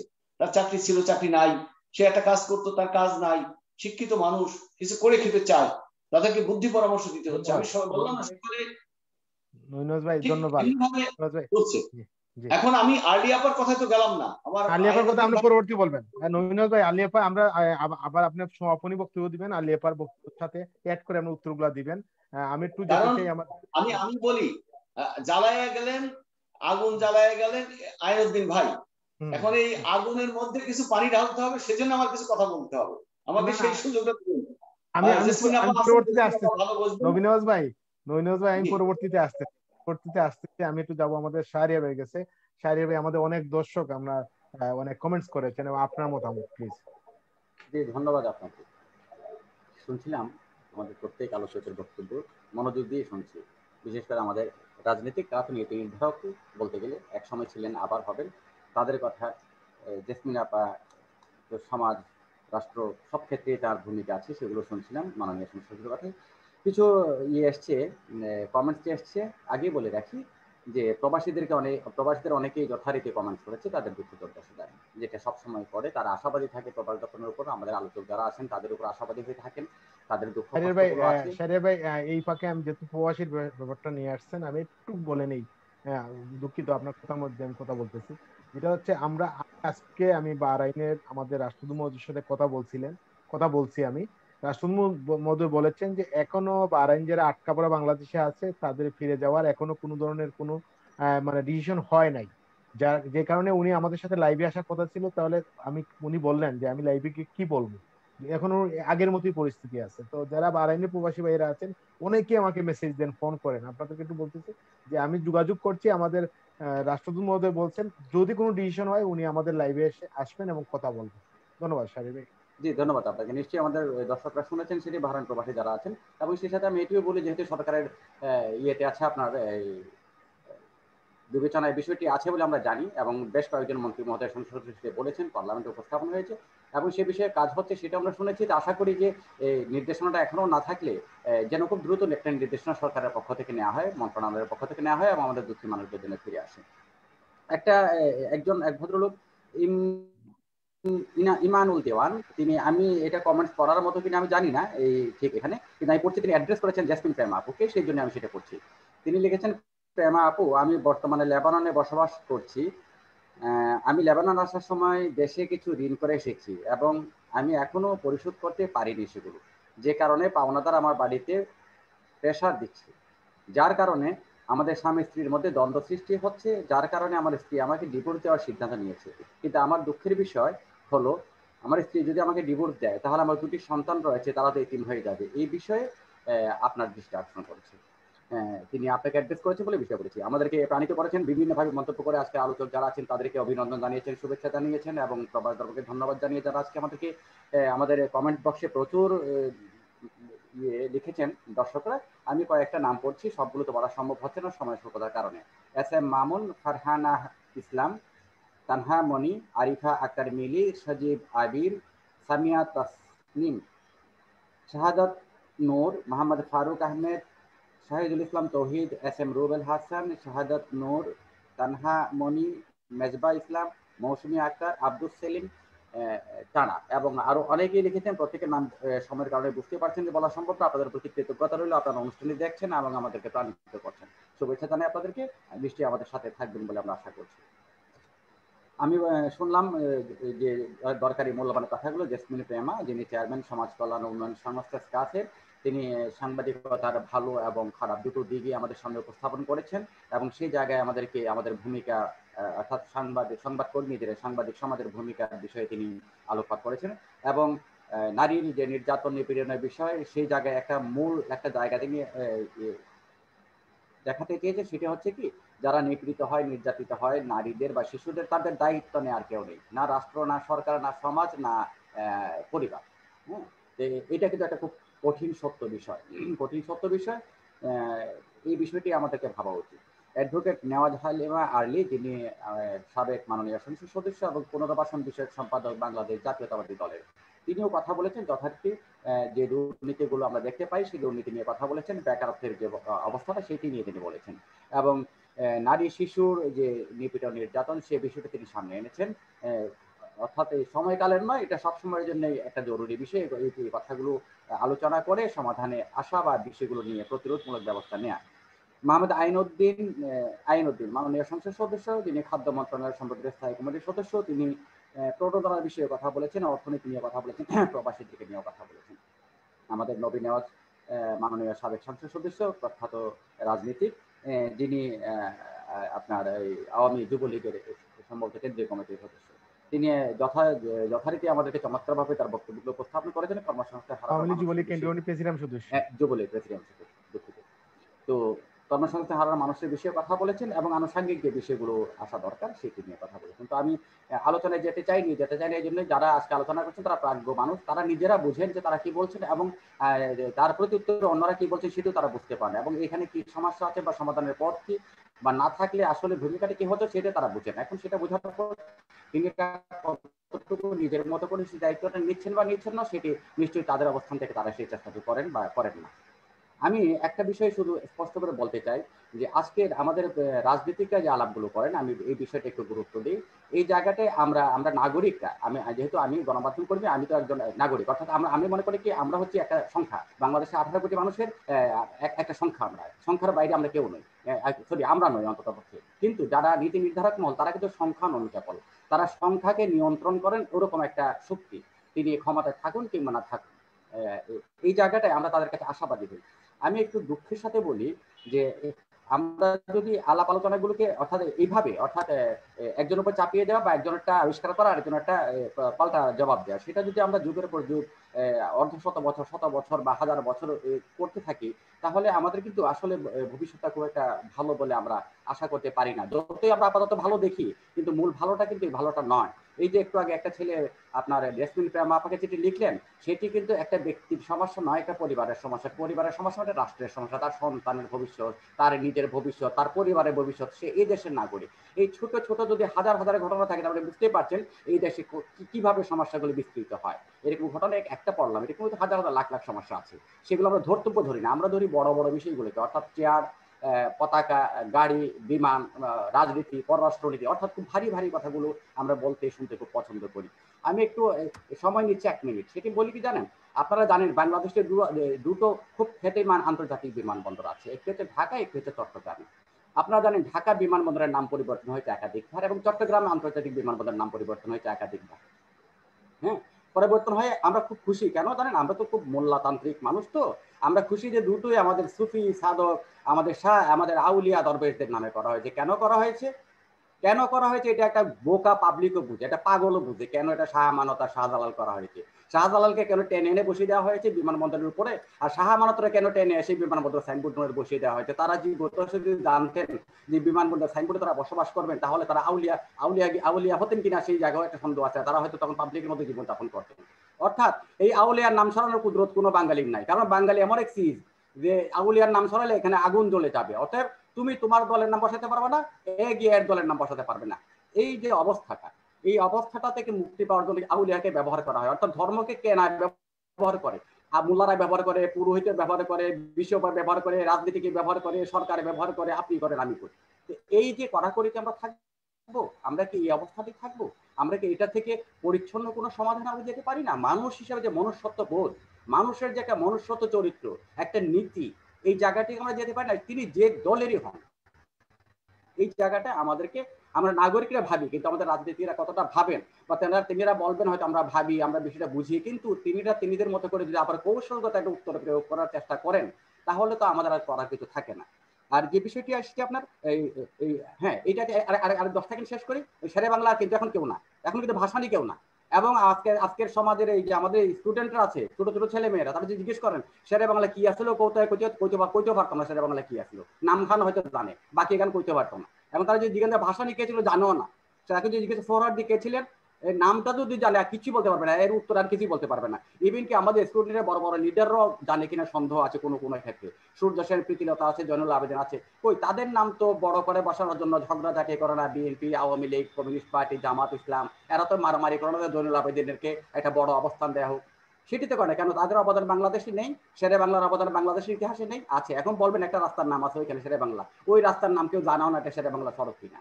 তো এই অবস্থা হচ্ছে আমাদের শেরে বাংলাদের, আমাদের সূর্য সেন, আমাদের প্রীতিলতা, হ্যাঁ, তাদেরকে বাদ দিয়ে এখন শুরু হয় অন্য একটা প্রপাগান্ডা। সেই জায়গা থেকে বেরিয়ে আসতে চাই।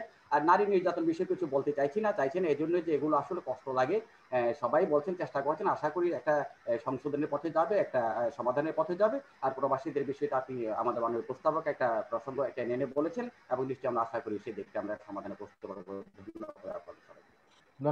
ধন্যবাদ শাহরির ভাই। আমি একটু যাব, আমরা অনুরোধ করবো এই পর্যায়ে আপনারা যারা অতিথিরা আছেন আমাদের একটু অনুরোধ করবো একটু সংক্ষিপ্ত করুন প্লিজ, কারণ হচ্ছে আমরা প্রায় 1.5 ঘন্টার কাছে চলে গেছে, অনুষ্ঠান শেষ করতে হবে। আমি যাব, আমাদের সাথে আছেন সমাজকল্যাণ উন্নয়ন ক্লাসের সম্মানিত চেয়ারম্যান জেসমিন প্রেমা। জেসমিন আপা, আমরা আসলে যে বিষয়গুলো নিয়ে কথা বলছিলাম এবং আপনি যে কথাগুলো শুরুতে বলছেন নারী নির্যাতন নিয়ে বা নারীর প্রতি সহিংসতা নিয়ে, একজন দর্শক আপনাকে প্রশ্ন রেখেছেন, আপনি যদি মনে করেন উত্তর দিতে পারেন, অথবা আপনি যদি উত্তর না দেন সমস্যা না। কিন্তু আমার প্রশ্নটা হচ্ছে যে এই নারী নির্যাতন বা নারীর প্রতি সহিংসতা বন্ধ করার জন্য আপনার কাছে কি কি প্রস্তাব রয়েছে, কি করা উচিত বলে মনে করেন? দাদা ধন্যবাদ। আমি প্রশ্নের উত্তর দেওয়ার আগে নবীন নওয়াজ ভাইকে একটা সালাম দেই, কারণ ওনাকে সালাম দেওয়ার সুযোগ হয়ে ওঠেনি। আসসালামু আলাইকুম ভাই। আমি দর্শকের প্রশ্নটা দাদা আমি উত্তর দিতে চাই। একটা হচ্ছে, কারণ এই প্রশ্নটা যেহেতু করেছেন, উনি বিদেশে আছেন এবং দেশে তার পরিবার, সে অসহায় ফিল করছে বলে প্রশ্নটা করছে পারিবারিক বিষয় নিয়ে। তো আমার তার কাছে প্রশ্ন হচ্ছে যে যদি কোনো এনজিও থেকে লোন নিয়ে থাকে, তাহলে সেই এনজিওর নাম দেওয়া বা কোথায় লোনটা দিছে, অথবা সে যদি মনে করে তার ওয়াইফের সাথে কথা বলা, সেটা ব্যক্তিগতভাবে আমি চেষ্টা করতে পারি, কাউন্সিলিং করতে পারি। এবং সে যদি কোনো জায়গায় মানে লোন কোনো এনজিও বা কোনো প্রতিষ্ঠান থেকে সেই জায়গায় কথা বলে দেখতে পারি, যেটাকে কতটুকু চেষ্টা করতে পারি। কিন্তু কতটুকু এটা হলো মানুষের সম্পূর্ণ নৈতিকতা এবং ব্যক্তির ব্যাপার। আমার জায়গা থেকে আমি চেষ্টা করব, কারণ তার 2টি বাচ্চা আছে বলছেন, এবং উনি প্রবাসে যেহেতু লেভেল 1-এর অবস্থা ভালো না, সেই জায়গায় সেটা দায়িত্ব নিয়ে আমি কথা বলতে পারি। তার ওয়াইফ এবং যাদের কাছ থেকে লোন নিচ্ছে, বিশেষ করে যদি এনজিও হয়, তাহলে আমি চেষ্টা করব সেটা তাকে একটা মানে রেজাল্ট দেওয়ার জন্য, পজিটিভ কিছু করার জন্য। এটা হচ্ছে তার জন্য মেসেজ। যদি উনি সুযোগ থাকে তাহলে আপনাকে নাম্বার দিলে পরবর্তীতে আমি কন্ট্যাক্ট করব তার ওয়াইফের এবং অ্যাড্রেসটা দিলে। আরেকটা হচ্ছে আমি বরাবর নবীনওয়াজ ভাই আছেন এবং আপনাদের মিডিয়ার মাধ্যমে আমি সবসময় কৃতজ্ঞ প্রকাশ করি, কারণ মিডিয়া হচ্ছে নারীদের আজকে আমাদের যেই জায়গায় আমাদের কথা বলার জায়গা তৈরি করা বা এই যে বিষয়গুলো সামনে নিয়ে আসা, আমি মিডিয়া সমস্ত ভালো মিডিয়া এবং সাংবাদিক ভাই ও বোনদের প্রতি কৃতজ্ঞতা প্রকাশ করতেছি। আমার একটা জিনিস আমি সবসময় কৃতজ্ঞতা প্রকাশ করি, মাননীয় প্রধানমন্ত্রী জননেত্রী শেখ হাসিনা উনি কিন্তু যথেষ্ট যথেষ্ট যথেষ্ট পরিমাণে নারীদেরকে সাপোর্ট দেন এবং উনি এবার দেখেন বাজেটের মধ্যে নারী মানে যে নারী হাজবেন্ড পরিত্যক্ত, স্বামী নাই অথবা ডিভোর্স অথবা যে সে সিঙ্গেল, তাকেও মানে ভাতার আওতায় নিয়ে আসছে। এটা কিন্তু একটা অনেক বিশাল একটা বিষয় যে উনি যে নারীদের নিয়ে চিন্তা করেন। এখন বিষয় হচ্ছে মাননীয় প্রধানমন্ত্রী তো একার পক্ষে সব সম্ভব না, উনি তো সবাইকে উন্মুক্ত করে দিচ্ছেন, যার যার দায়িত্ব শেষে পালন করবে।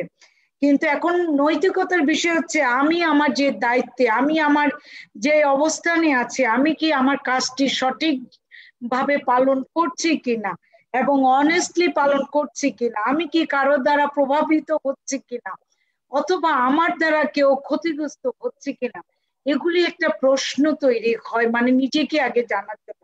সেই জন্য যারা আমি একটা কথা বলছি যে পুলিশ প্রশাসন, সিভিল প্রশাসন, বিভিন্ন ইন্টেলিজেন্ট গ্রুপ, পলিটিক্যাল নেতারা, সিভিল সোসাইটির মানুষ এবং আমরা যারা এনজিও হিউম্যানিটারিয়ান এবং ডেভেলপমেন্ট ওয়ার্কার সম্মিলিতভাবে আমরা যে যার অবস্থানে যার যতটুকু ক্যাপাসিটি আছে যার যেখানে আছে আমরা সেই জায়গায় যদি সঠিকভাবে মানে সত্য এবং অনেস্টি আমাদের দায়িত্বটা পালন করি তাহলে এটা প্রতিরোধ করা সম্ভব। মাননীয় প্রধানমন্ত্রী ওনার দলের এমপিদের, পলিটিক্যাল নেতাদের, প্রশাসনে সবাইকে উনি সবসময় বলেন জনগণের পাশে দাঁড়াও, অসহায় মানুষের পাশে দাঁড়াও, নারী শিশুর পাশে দাঁড়াও। এখন উনি একা তো সবকিছু সম্ভব না, আমরা যারা সংসদে যাচ্ছি আমাদেরও তো একটা কমিটমেন্ট থাকা উচিত। আমরা যারা পলিটিক্যাল দলে আমরা পদবি বা আমরা দলকে ভালোবাসি, আমরা যদি সত্যিকার অর্থে ভালোবাসি, ভালোবাসা মানে তো একটা চেয়ার না, ভালোবাসা মানে ফ্ল্যাগে গাড়িতে আমার পতাকা উঠবে, ভালোবাসা মানে সংসদের টিকিট আমার আসন থাকবে, ভালোবাসা দলকে মানে হচ্ছে যে আমার অনেক কিছু পাওয়ার থাকতে হবে, ভালোবাসা মানে হচ্ছে ত্যাগ, ভালোবাসা মানে হচ্ছে স্বচ্ছতা, ভালোবাসা মানে হচ্ছে দেশপ্রেম, ভালোবাসা মানে হচ্ছে সম্মিলিতভাবে যেটা শান্তি এবং সবার জন্য মঙ্গলজনক হবে সেই কাজটি করা। এটা সব দলেরই কমিটমেন্ট থাকা দরকার। আমাদের একটা সবসময় সমালোচনার একটা জায়গা তৈরি হয়।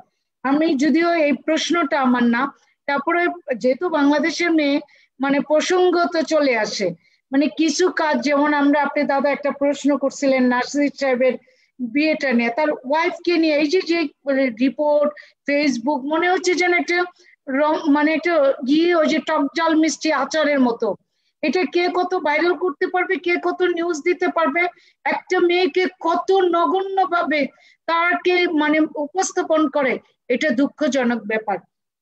এবং এই মানুষগুলো বাংলাদেশে তারা সব ভালো কাজের পিছনে এরকম সমালোচনা করে।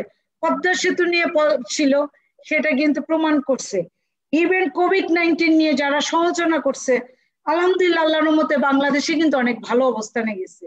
আমাদের সবচেয়ে আমি মাঝে মাঝে হাসি এই কারণে, এই যে আপনার ভ্যাকসিন নিয়ে অনেক রকম সমালোচনা হয়, আমি টিভি দেখি না কিন্তু অনলাইনে নিউজ গুলো দেখি, আমি দেখি যারা বেশি সমালোচনা করছেন সবার আগে তারাই ভ্যাকসিন নিছেন, তারা প্রচার কম করছেন, তারাই কিন্তু ভ্যাকসিন নিছেন ম্যাক্সিমাম।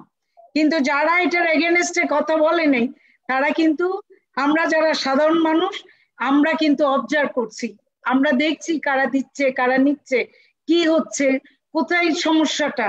তো সেই কারণে সমালোচক যারা তাদের ব্যাপারেও আমাদের মনে হয় যে একটা দায়িত্ব নেওয়া দরকার। এবং যারা সমালোচনা করে, মেয়ে হোক একটা শিশুকে নিয়েও কিন্তু সমালোচনা করতে কিছু মানুষ ছাড়ছে না, সেটাও একটা আইনের আওতায় আনা উচিত। একটা মেয়ে ছেলে মিডিয়া বা সমাজ রাষ্ট্র সরকার মানে গুজবে কানে তোমার কান চিলে নিয়ে গেছে, এটা পিছনে সবাই দৌড়াচ্ছে। চিলে কান নিচ্ছে কিনা আগে কানটায় হাত দিয়ে দেখা উচিত, এবং সেটাকে মিডিয়াকেও সে দায়িত্বটা পালন করা উচিত। এবং আমি সব মিডিয়া ভাই ও বোনদের কাছে, সাংবাদিক ভাই ও বোনদের কাছে বিনয়ের সাথে অনুরোধ করব যে দয়া করে কোন শিশু এবং নারীর সম্মান আপনারা মানে মিডিয়ার খোরাক বানাবেন না। এটা আপনাদের কাছে বিনয়ের সাথে অনুরোধ থাকবে। একটা নারীর জীবন, একটা নারীর মানে পুরো জীবনটাকে আপনাদের মিডিয়ার খোরাক বানাবেন না। এটা অনুরোধ থাকবে আপনার মাধ্যমে, প্রবাস দর্পণের মাধ্যমে, এবং এটা রাষ্ট্রের কাছে আমার দাবি থাকবে এই বিষয়টা যাতে সঠিকভাবে প্রয়োগ হয়। আমাদের দেশে নারীদের যে নিয়ে যে আইন আছে সেই আইনটা যাতে সঠিকভাবে প্রয়োগ হয়, এবং যেই নারীরা ক্ষতিগ্রস্ত হচ্ছে, হাজবেন্ড থেকে ডিভোর্স নিচ্ছে, কেন ডিভোর্স নিচ্ছে? যখন একটা নারী ডিভোর্স নেয় হাজবেন্ডের কাছ থেকে, সেটা লিগেল ভাবেই নেয়, সেটা যাতে সরকার সেই নারীর পাশে দাঁড়ায়। সেটা নিশ্চয়ই সরকারের, সিটি কর্পোরেশনের সবার জানা আছে যে একটা নারী যখন ডিভোর্সে যাচ্ছে সেটা কিন্তু লিগেল ভাবেই যাচ্ছে। তাহলে সরকারের কাছে একটা লিস্ট থাকা দরকার, কে কত হারে, আমরা যদি দেখি কত জরিপে যে কত পার্সেন্ট ডিভোর্সে যাচ্ছে, আজকে কত সংখ্যক ডিভোর্স দিল, কতটা নারী কেন দিল, এটা একটা জানার বিষয়। এবং এই নারীগুলো যখন ডিভোর্স দিবে তার পাশে যেন রাষ্ট্র দাঁড়ায়, সমাজ দাঁড়ায়, তার পরিবার দাঁড়ায়। একটা মেয়ে সিঙ্গেল থাকার মধ্যে কোনো মানে অনেক সময় এটাকে দুর্বল ভাবে, এবং নারীটাকে যখন শক্তিশালী সে দাঁড়াইতে চায় তাকে পার্সোনাল ভাবে অ্যাটাক করা হয়, তার পার্সোনাল ক্যারেক্টার দিয়ে তার ক্যারিয়ারটাকে ধ্বংস করার জন্য। এই বিষয়গুলো মিডিয়া এবং সরকারকে এই সমস্ত নারীর পাশে দাঁড়াইতে হবে। নারী কেন বারবার বলবে যে আমাকে সাহায্য করো? কারণ সে তো অনিশ্চয়তার মধ্যে আছে। সে কাকে বলবে? সে তার পরিবার পাশে পায় না, তার সমাজ পায় না, রাষ্ট্রকে পায় না, সরকারকে পায় না। তাহলে সে কার কাছে দাঁড়াবে? সেই জায়গাটা আমরা সুনির্দিষ্ট দেখতে চাই, এবং সেই জায়গাটা যাতে সরকার দায়িত্ব নেয় এবং রাষ্ট্র যাতে সেই দায়িত্ব নেয়। নবী নওয়াজ ভাই আছেন এবং উনি অবশ্যই অনেক প্রভাব রাখেন সরকারের জায়গায়, এবং মাননীয় প্রধানমন্ত্রীর কাছে, নীতি নির্ধারকদের কাছে এই বিষয়টা যাতে উপস্থাপন করে। সবাই কিছু কৃতজ্ঞতা। আবারও বলছি, যদি কোনো মানে আমার কথায় কেউ আহত হয়ে থাকেন ক্ষমা সুন্দর দৃষ্টিতে দেখবেন। ধন্যবাদ। ধন্যবাদ জেসমিন আপা, আপনার আজকে যে বক্তব্য রাখলেন, বিশেষ করে আপনার এই শেষের দিকের বক্তব্য থেকে আমরা প্রবাস দর্পণ, আমার মাথায় একটা হঠাৎ করে একটা চিন্তা চলে আসলো। আপনি জানেন যে আমরা প্রবাসীদের নিয়ে আমরা কাজ করছি এবং খুব সিরিয়াসলি প্রবাসীদের নিয়ে, এবং আমরা প্রবাস দর্পণ আমরা যেটা করি, যে কাজটাকে নিয়ে আমরা সিরিয়াসলি ধরি, সে কাজটা সফল হওয়ার আগ পর্যন্ত আমরা কাজটা চালিয়ে যাই। আমাদের পরিকল্পনা রয়েছে, আমরা জানেন যে প্রবাস দর্পণ বাংলাদেশে আমরা অফিস করতে যাচ্ছি, আমরা আইপিটি টিভি, আমরা ইন্টারনেট টেলিভিশন আমরা করতে যাচ্ছি। যদি বাংলাদেশে আমরা এই কাজটা আমরা শুরু করলে আমাদের একটা গ্রুপই থাকবে যারা এই নারী শিশু নিয়ে কাজ করবে, নারী নির্যাতন যারা করে তাদের নিয়ে কোর্ট পর্যন্ত যাওয়ার জন্য প্রবাস দর্পণ যে সাংবাদিক একটা গ্রুপ থাকবে, তারা সেই কাজগুলো করবে। আজকে আপনার এই কথা থেকে, আপনার বক্তব্য থেকে আমি আসলে অনেক কিছু জানতে পারছি। আসলে বাংলাদেশের মতো জায়গায় একটা মহিলা যখন ডিভোর্স হয় তার কি পরিমাণ সমস্যা সৃষ্টি হতে, তার প্রতিটা জায়গায় সে হেনস্থা শিকার হয়, তার নিজের পরিবার থেকে, নিজের বাবা তাকে কিন্তু দোষারোপ করে, তোমার কেন তুমি থাকতে পারলো না স্বামীর সাথে। এই যে বাংলাদেশের যে আমাদের যে কালচারটা, এই কালচারটা পরিবর্তন করার জন্য প্রবাস দর্পণ আমরা আমরা আমাদের জায়গা থেকে আমরা ফাইট করবো, আমরা লড়াই করবো, আমরা সংগ্রাম করবো। ধন্যবাদ জেসমিন আপা, আপনি আজকে অনেক গুরুত্বপূর্ণ তথ্য দিয়েছেন, গুরুত্বপূর্ণ কথা বলেছেন। আমি একটু যেতে চাই, আমাদের সাথে আছেন বিএনপির কেন্দ্রীয় কমিটির নেতা, সাবেক সাংসদ, সাবেক ছাত্র নেতা অ্যাডভোকেট নেওয়াজ আলী আলী আপা কাছে। আলী আপা একটু আনমিউট করতে হবে। আলী আপা, আমি জানি আজকে আপনি খুব আমার উপরে আপনি খুবই আছেন, কারণ আজকে আমি আওয়ামী লীগের দুজন নেতা নিয়ে আসছি, আপনি একা। কিন্তু আলী আপা দেখেন, আমরা প্রবাস দর্পণ কিন্তু আমরা সবসময় একটা ভারসাম্য রক্ষার চেষ্টা করে যাই থাকি। আমি কিন্তু নবী নওয়াজ ভাইকে কোন ধরনের আপনার বক্তব্য আনসার কথাগুলো বলছেন, হ্যাঁ, কারণ আমরা চেষ্টা করছি, যেহেতু আমাদের আজকের এমপি, আপনি হয়তো জেসমিন ছিলেন শুরুতে, যেভাবে ওনার ইন্টারনেটে প্রবলেম হচ্ছিল, কারেন্ট ছিল না, তারপর ওনার টাকার ব্যাপারে একটা অনিশ্চিত ছিল, সেই কারণে আমরা নবী নওয়াজ ভাইকে রিকোয়েস্ট করে নিয়ে আসছি। তো এই কারণে যে নবী নওয়াজ ভাই, আমি আপনার উপর রাগি নাই, বরঞ্চ আপনাকে অগ্রিম অভিনন্দন জানাচ্ছি যে আপনি একটা ভালো উদ্যোগ নিতে যাচ্ছেন, একটি অফিস নিতে যাচ্ছেন অসহায় শিশু, নারী এবং প্রবাস ভাইদের জন্য। এই জন্য আমার তরফ থেকে অগ্রিম অভিনন্দন, এবং আমি কথা দিচ্ছি যে আপনি আপনার এই মহৎ কাজের সাথে আমি নিজেকে সংযুক্ত রাখবো। তো আমার আগের কিছু নাই আসলে। হয় কি যে আমরা তো দীর্ঘদিন ধরে রাজনীতি করি, তো নবী নেওয়াজ আমরা মানুষ চিনতে পারি। যেমন নবী নেওয়াজ ভাই অনেক ভালো মানুষ, নো ডাউট। দল অন্যটা করতে পারেন, তাতে কোনো অসুবিধা নাই, কিন্তু ওই যে নবী নেওয়াজ ভাইকে যে আপনি মানে তার সঠিক মূল্যায়নটা দিতে হবে, কারণ এই প্রোগ্রামগুলি তো অনেকেই দেখছে, ওনার অনুসারীরা দেখে, আমার অনুসারীরা দেখে, আপনার অসংখ্য ফ্যানেরা দেখে আপনার এই জনপ্রিয় প্রোগ্রামটা। তো এইখানে নবী নেওয়াজ ভাইকে যদি শুধু আগুনে পানি দেওয়ার জন্য রেডি রাখেন, এটা কিন্তু আমি বলবো যে ভবিষ্যতে এটা করেন না আর কি। মানে উনি অনেক ভালো বড় মাপের মানুষ আর কি। যাই হোক, আজকে নবী নেওয়াজ ভাইকে পেয়ে আমি আনন্দিতই, কারণ আমার নদীর ওপারের মানুষ তিনি। আর এখন আসি টিকার কথায়, থাক এগুলো কথা থাক, টিকার কথায়। টিকা নিয়ে কিন্তু বাংলাদেশ জাতীয়তাবাদী দল কোনো কটূক্তি করেনি। কটূক্তি হয়েছে ওই জায়গাতে যেখানে বাংলাদেশের নাগরিক হিসেবে আমার টিকা পাওয়ার অধিকার আছে, কারণ টিকা কিনেছেন 6 কোটি, সে যে টাকায় কিনেছেন 3 কোটি টিকা, 3 কোটি টিকা কেনা হয়েছে, সেটা বাংলাদেশের মানুষের ট্যাক্সের টাকায়, এটা মনে রাখতে হবে। এখন আপনি দেশ টু দেশ, জি টু জি, যে আমি এটা শুরুতেই বলেছিলাম, যখন কেউ কখনো এই কথা বলেনি, একদম আপনার এই চ্যানেলেই বলেছিলাম যে এই মাঝখানে ব্যবসা বাঁধার জন্য আপনি বেক্সিমকো অমুক তমুক এদেরকে নিয়ে আসবেন, আর বাংলাদেশের জনগণের জন্য রাজনীতি করি। মানুষ ছাড়া তো রাজনীতি হয় না, দলও গঠিত হয় না। তা মানুষের স্বার্থে যখন রাজনীতি করি, তখন কিন্তু আমার দেশের টাকা কোন খাতে ব্যয় হচ্ছে, কোন ব্যক্তিগত লাভবান হওয়ার জন্য, কোভিডকে সামনে রেখে, এসব জায়গায় কিন্তু কথা বলার দায়িত্ব যেমন আমার রয়েছে, ঠিক তেমনি ভাবে নেওয়াজ ভাইয়ের রয়েছে, আমি এটা মনে করি। এখন উনি যদি শুধু উনি সরকারি দল করেন বলেই যে শুধু উনি সাফাই গাইবেন, এই জায়গাটাতে থাকতে চায় না। আর এই দায়িত্বটা যদি শুধু শাহরিয়ার ভাইকেই দিয়ে রাখবেন, এটাও কিন্তু ঠিক না। এই কথাটা বলা আর কিছু না। আর টিকা পাওয়ার অধিকার তো আমারও আছে। যারা বড় কথা বলেছে যে অমুকের এটা হবে, তো এরকম লোক সকল দলে সকল যুগে সর্বসময় ছিল, কিন্তু বেসিক্যালি আপনি মনে রাখবেন যে মানুষের স্বার্থহানি হয়, আমার ট্যাক্সের টাকায় রাজনীতি হবে, সেটা কিন্তু আমি সচেতন মানুষ হিসেবে কিন্তু এটা নিতে পারি না। এই জায়গাটা আর কি, আর কিছু না। আর অনেকগুলি কথা আসছিল, আর আমাকে প্রশ্ন করে গেছিল, আমি এখন ওখানে যাবো কিনা ভাবছি, কিন্তু আমার মাথার মধ্যে এটা প্রেসার হয়ে আছে। আলিয়াপা শুনেন, আমরা আজকে অনেক, আমাদের প্রায় 1 ঘন্টা 40 মিনিটের প্রোগ্রাম শেষ করব। এত বাজে ভাবে যে এই কথাগুলো উনি বলে গেছেন, সেটা আসলে সত্যি মাথায় থেকে যাচ্ছে না। যেমন জাসদের 40,000 লোককে তখন কিন্তু খুন করা হয়েছিল বাকশালের সময়। আমরা আজকে যাই না আলিয়াপা, আর এই ভিতরগুলো গেলে প্রোগ্রামটা দেরিতে হয়ে যাবে, অনেক সময় লাগবে। আমরা যাই না। আমরা যাই হোক, তাহলে নবী নেওয়াজ ভাইয়ের কথা আসে, আমি এটা নাই গেলাম, আপনি যেহেতু বলছেন। তো এগুলো অনেক সময় থাকলে আসলে এগুলো মানে বলারই কথা। তো যেমন নবী নেওয়াজ ভাই অনেক দুঃখ পেয়েছেন যে চাকুরি দেওয়াটা কত টাফ এবং সিস্টেমেটিক চাকরি হচ্ছে। সত্যিই যদি তাই হয় সেটা আনন্দের বিষয়, কারণ মেরিটোরিয়াস বাচ্চারা চাকরি পাবে, সেটাই আসল আমাদের ইচ্ছা।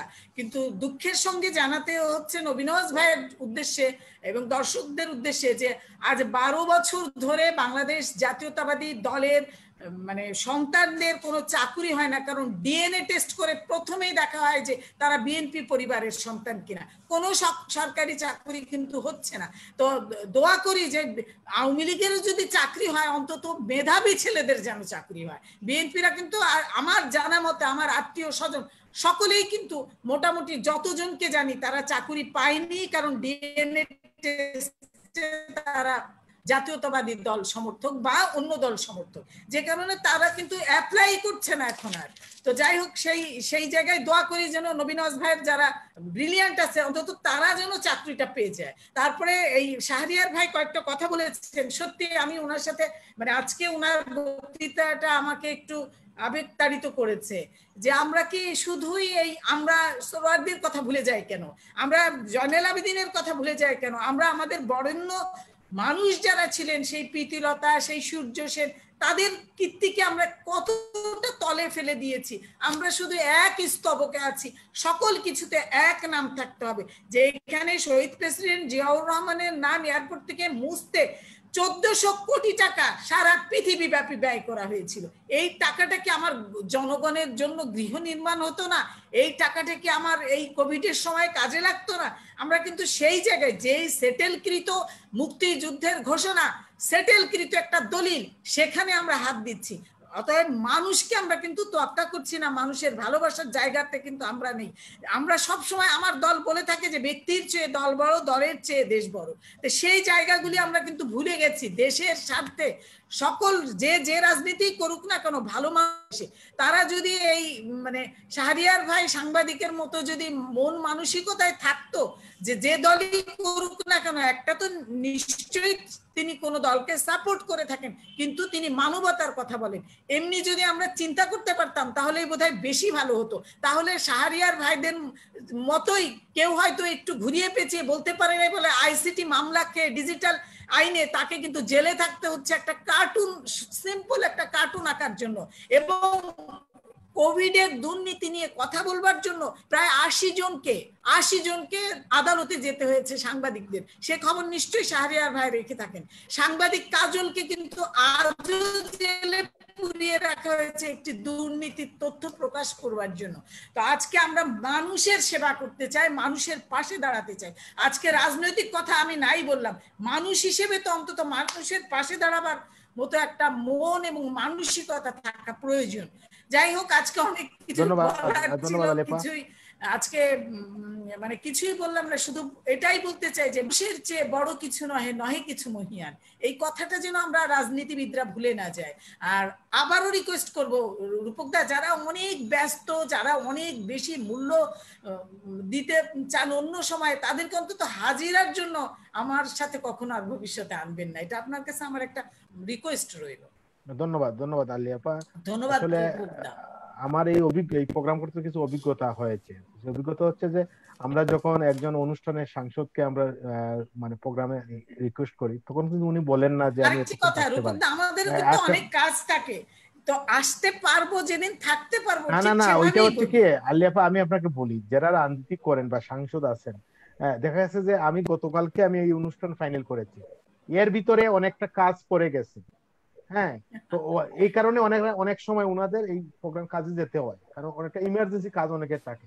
হ্যাঁ, এটা একটা ব্যাপার হচ্ছে। আর একটা বিষয় আমি বলতে চাই, আপনি একটা কথা বলছেন নবীন নওয়াজ ভাই সম্বন্ধে, আমাকে বলছেন যে ওনাকে ওই যে মানে আগুনে পানি দেওয়ার জন্য নিয়ে আসছেন। এটা নবীন নওয়াজ ভাই বলেছেন, আমি শুধু ঠাট্টা করে উত্তর দিলাম। আচ্ছা, আমি ওই জায়গাটাই বলি, আমি বলি যে আমরা বিশেষ করে এই সাংবাদিকতা করার কারণে অনেক রাজনীতিবিদ আমাদের, বিশেষ করে আমাদের পড়াশোনার অনেক এসেছে। আমরা দেখি আমাদের মধ্যে অনেক রাজনীতিবিদ আছেন যারা সকালে নাস্তা না করে এই নবীন ভাই ওনার এলাকাতে রুগী আছে হসপিটালে চলে যান। আবার যখন এই প্রবাস ধরুন ফোন করে, উনি রাস্তায় থাকলে অ্যাটেন্ড করেন। কারণ হচ্ছে আজকে আলী আপা, যদি আমি একটা উদাহরণ দিই, আজকে যদি আমাদের মাননীয় এমপি মহোদয় যদি অনুষ্ঠানে জয়েন করতে পারতেন না, আপনি যে বক্তব্যগুলো রেখে গেছেন, এই উত্তরটা কে দিত? এখানে তো কেউ আওয়ামী লীগ করে কেউ নাই।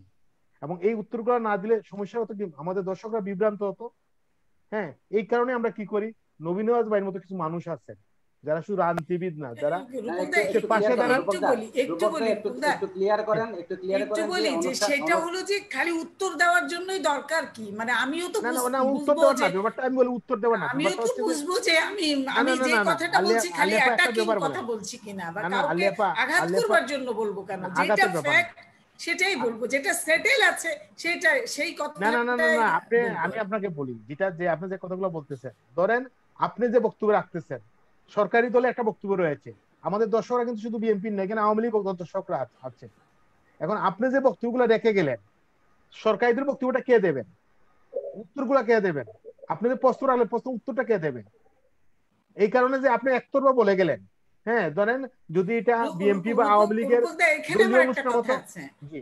রূপকদা, এখানে আমার একটা কথা আছে যে যখন আপনি গেস্ট ঠিক করবেন, সেই গেস্টটাও ওরকমই হতে হবে যে সে থাকবে, এবং আপনি এই যে বাই চান্সের জন্য আর আমি আপনাকে একটা কথা বলি, আপনাকে আসলে না হবে, কারণ ওই গেস্টকে সবাই চিনলো যে ওই গেস্ট এই আলোচনাকে মোটেই গুরুত্ব দেন না। আলী আপা, আপনি ধরেন না আলী আপা, আমার একটু বলি, আপনি আমাকে বললেন আগামীকালের প্রোগ্রামে থাকবেন, আগামীকালকে। হ্যাঁ, এখন ধরেন আপনার যদি একটা একটা আপনার বড় ধরনের একটা কিছু হয়ে যায়, আল্লাহ না করুক, বা বড় ধরনের একটা ইম্পর্টেন্ট কিছু হয়ে যায়, হ্যাঁ, তখন আপনি থাকতে পারলেন না ওই জায়গায়, আমি তো আপনার বিকল্প হিসাবে বিএনপির আরেকজনকে নিয়ে আসবো, কারণ আমার প্রোগ্রাম করতে হবে। সেটা ঠিক আছে, শুধু কিন্তু প্রবাস দর্পণ না, শুধু ইম্পর্টেন্সিটা প্রবাস অনেক দর্পণ না, জরুরি, প্রতিটা চ্যানেলে আমি বলি আপনার, প্রোগ্রামের প্রতিটা চ্যানেলে, ইম্পর্টেন্স অনেক জরুরি। হ্যাঁ, শারীরিকভাবে অসুস্থ হওয়াটা অন্য বিষয়, না না ওনার শারীরিক ওইখানে আমি আপনাকে ইম্পর্টেন্সিটা বড়, একটা উনি উদাহরণ দিই। শারীরিকভাবে অসুস্থ, আলিয়াপা আমি একটু বলি, আমি একটু না না আমি আলিয়াপা আমরা একটা উদাহরণ দিই, আমি একটা উদাহরণ দিয়ে দিব। আলিয়াপা গত প্রোগ্রামে আমাদের বিএনপির সাবেক সাংসদ বিলকিস আবা ছিলেন প্রোগ্রামে উনি বক্তব্য দিচ্ছিলেন, এবং সে অনেকগুলা ফোন আসতেছিল। হঠাৎ করে ওনার বক্তব্য শেষ হয়েছে, উনি ফোনটা ধরছেন, ফোনটা ধরার পর দেখা যাচ্ছে উনার দেওর মানে আইসিইউতে, মানে একটা মারাত্মক একটা দুর্ঘটনা করছে, বললো ভাই আমি চলে যেতে হবে, উনি কি সাথে চলে গেছেন, মানে বাকি অংশে ছিলেন না। তো এইসব প্রোগ্রামে আমরা যারা প্রোগ্রাম করি কেউ কিন্তু গ্যারান্টি দিতে পারবে না যে আমি এই প্রোগ্রামে থাকবোই, আমি ওখানে, মানে এটা কেউ গ্যারান্টি, আপনিও গ্যারান্টি দিতে পারবেন না কখন কার কি হয়, এটা বলা যায় না। এখানে দুটো বিষয় আছে রূপক, আমি বলি আলিয়াপা, আমি দুটো বিষয় বলি। একটা হচ্ছে কি জানেন, এই যে একটু আগে বলেন যে ওই এক ভদ্র মহিলা, উনি সংসদ সদস্য, উনি যখন টক শোতে ছিলেন ঠিক তখনই ওনার ফোন এসছে ওনার দেবর আইসিইউতে আছেন, স্বাভাবিক উনি লিভ করবেন। উনি লিভ করার কারণে কি আবার তখন কিন্তু ওনার আমি প্রতিপক্ষ ঠিক বলবো না, অর্থাৎ ওনার কথাগুলো জবাব যিনি দিতেন তিনি একটু মনক্ষুণ্ণ হয়েছেন, তিনি সেটাও মানতে চাননি যে আইসিইউতে আছে তিনি কেন চলে যাবেন, সেটাও তিনি বলেছেন, কিন্তু আমার ওনার নামটা মনে নেই। তো আমি একটা কথা বলি এখানে, এক লাইনে বলি, সেটা হচ্ছে কি, যেহেতু আমি সংশ্লিষ্ট প্রবাস ডক্টরের সঙ্গে আমন্ত্রণ জানানো হলো, আমন্ত্রণ গ্রহণ করা হয়েছে, আমরা নিশ্চিত তিনি আসবেন, তার নামগুলো আমরা সার্কুলেশন করেছি যে তিনি থাকবেন, আমরা বিশ্বাস করেছি, আমরা সবাইকে বিশ্বাস করি, আমরা বিশ্বাস করতে চাই, এবং আমাকে আপনারা বিশ্বাস করেন সেভাবে।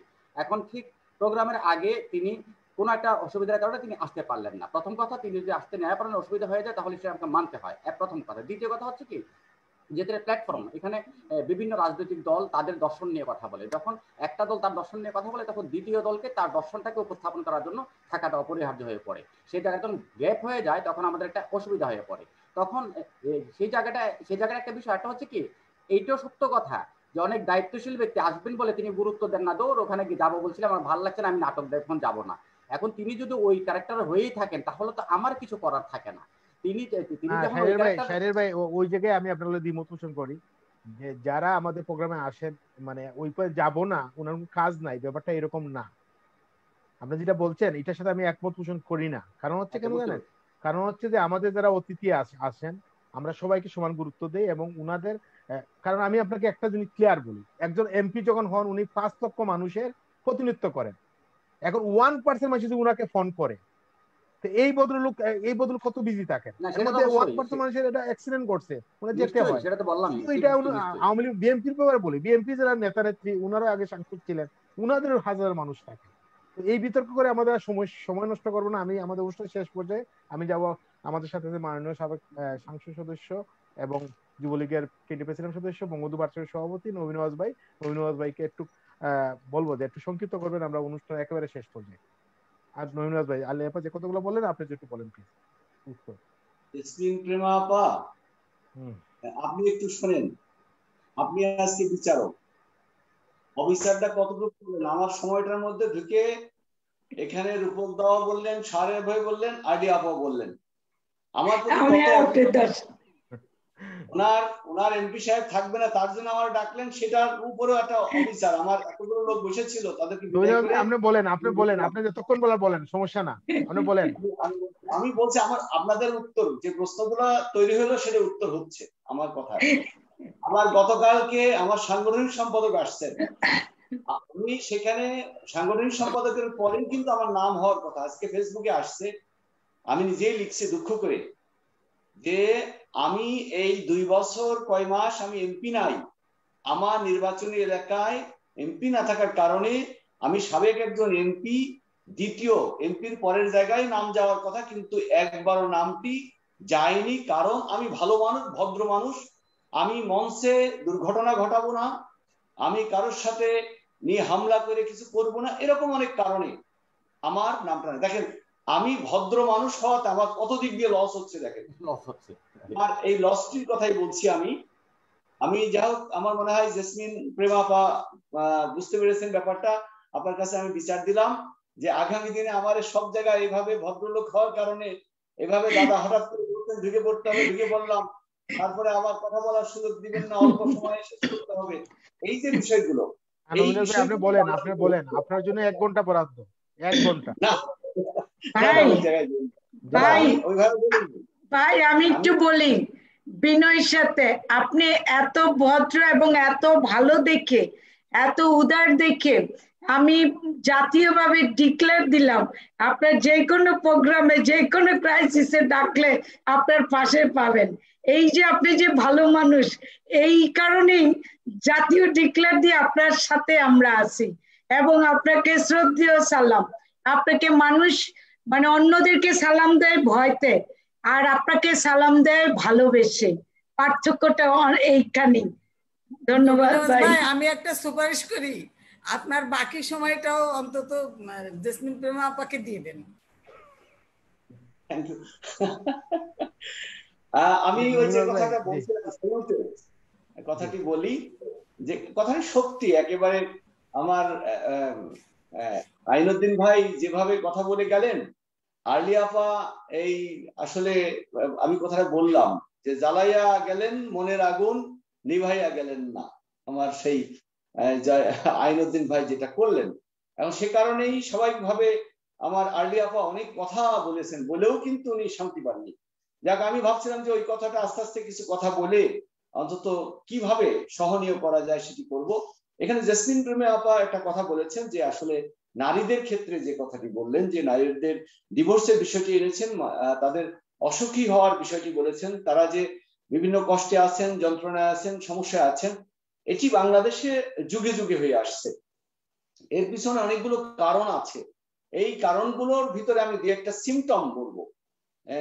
এই কারণে অনেক সময় কিন্তু, যেমন আমরা শিক্ষকদেরকে ফলো করি, আমরা বলে থাকি যে একজন শিক্ষক যদি ক্লাসে যান, স্বাভাবিকভাবে উনি শিক্ষকের মতো আচরণ করতে হবে, শিক্ষকের মতো পোশাকাদি থাকবে, শিক্ষকের মতো মানে তার কথাবার্তা থাকবে, তার যুক্তি থাকবে।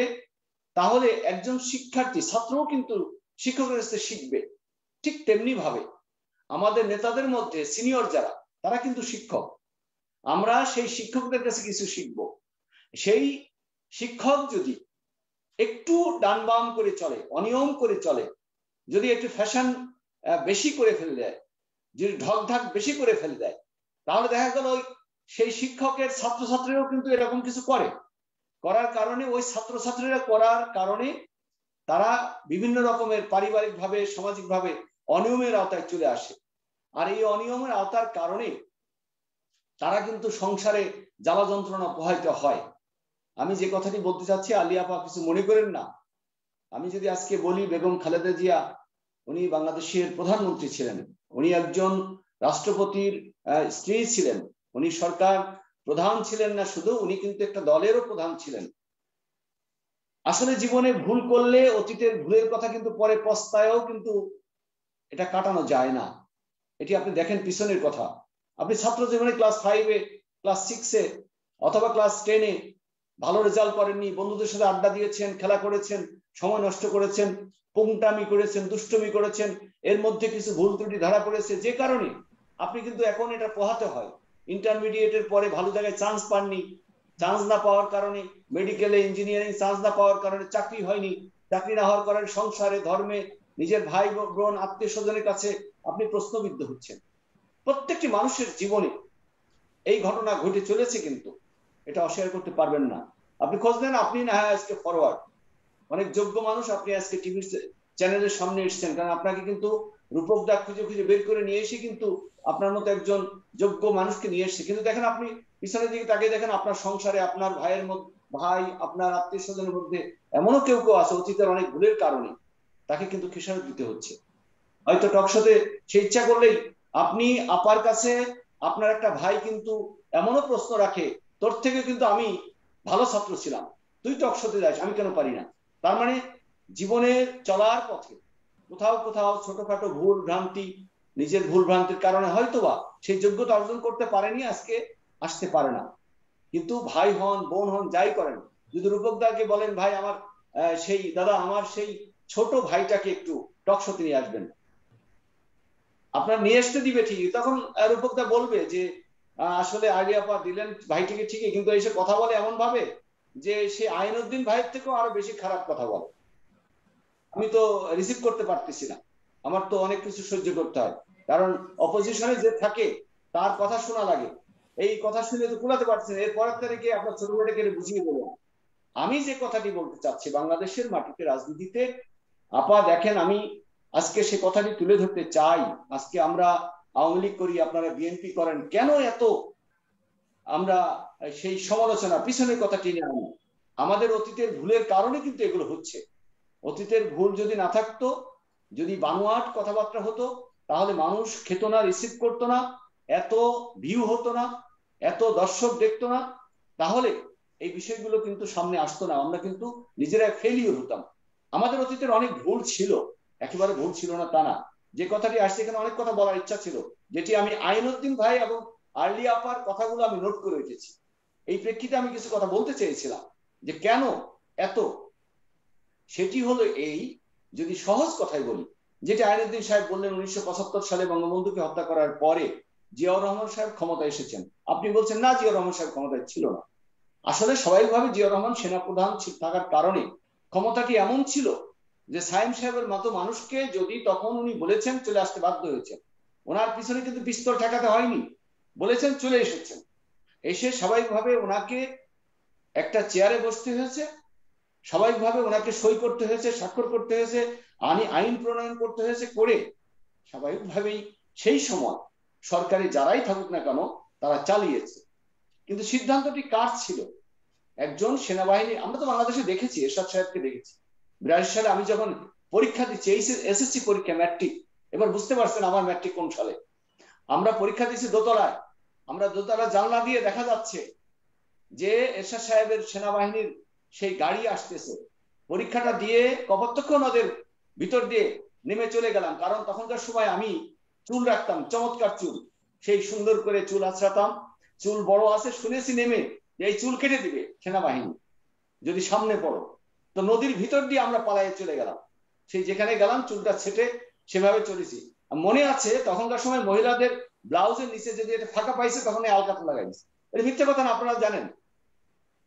আমার মনে হয় জেসমিন প্রেমা আপা আপনার জানার কথা, এটা করেছে সেনাবাহিনী নেমেই, কিন্তু এরকম একটা আতঙ্ক ছড়িয়ে দিয়েছে। না আলী আপা কোথায় তখনকার সময় আমার অনেক ছোট ছিলেন মনে হয়, আমি জানি না, জানার কথা খোঁজ নেন।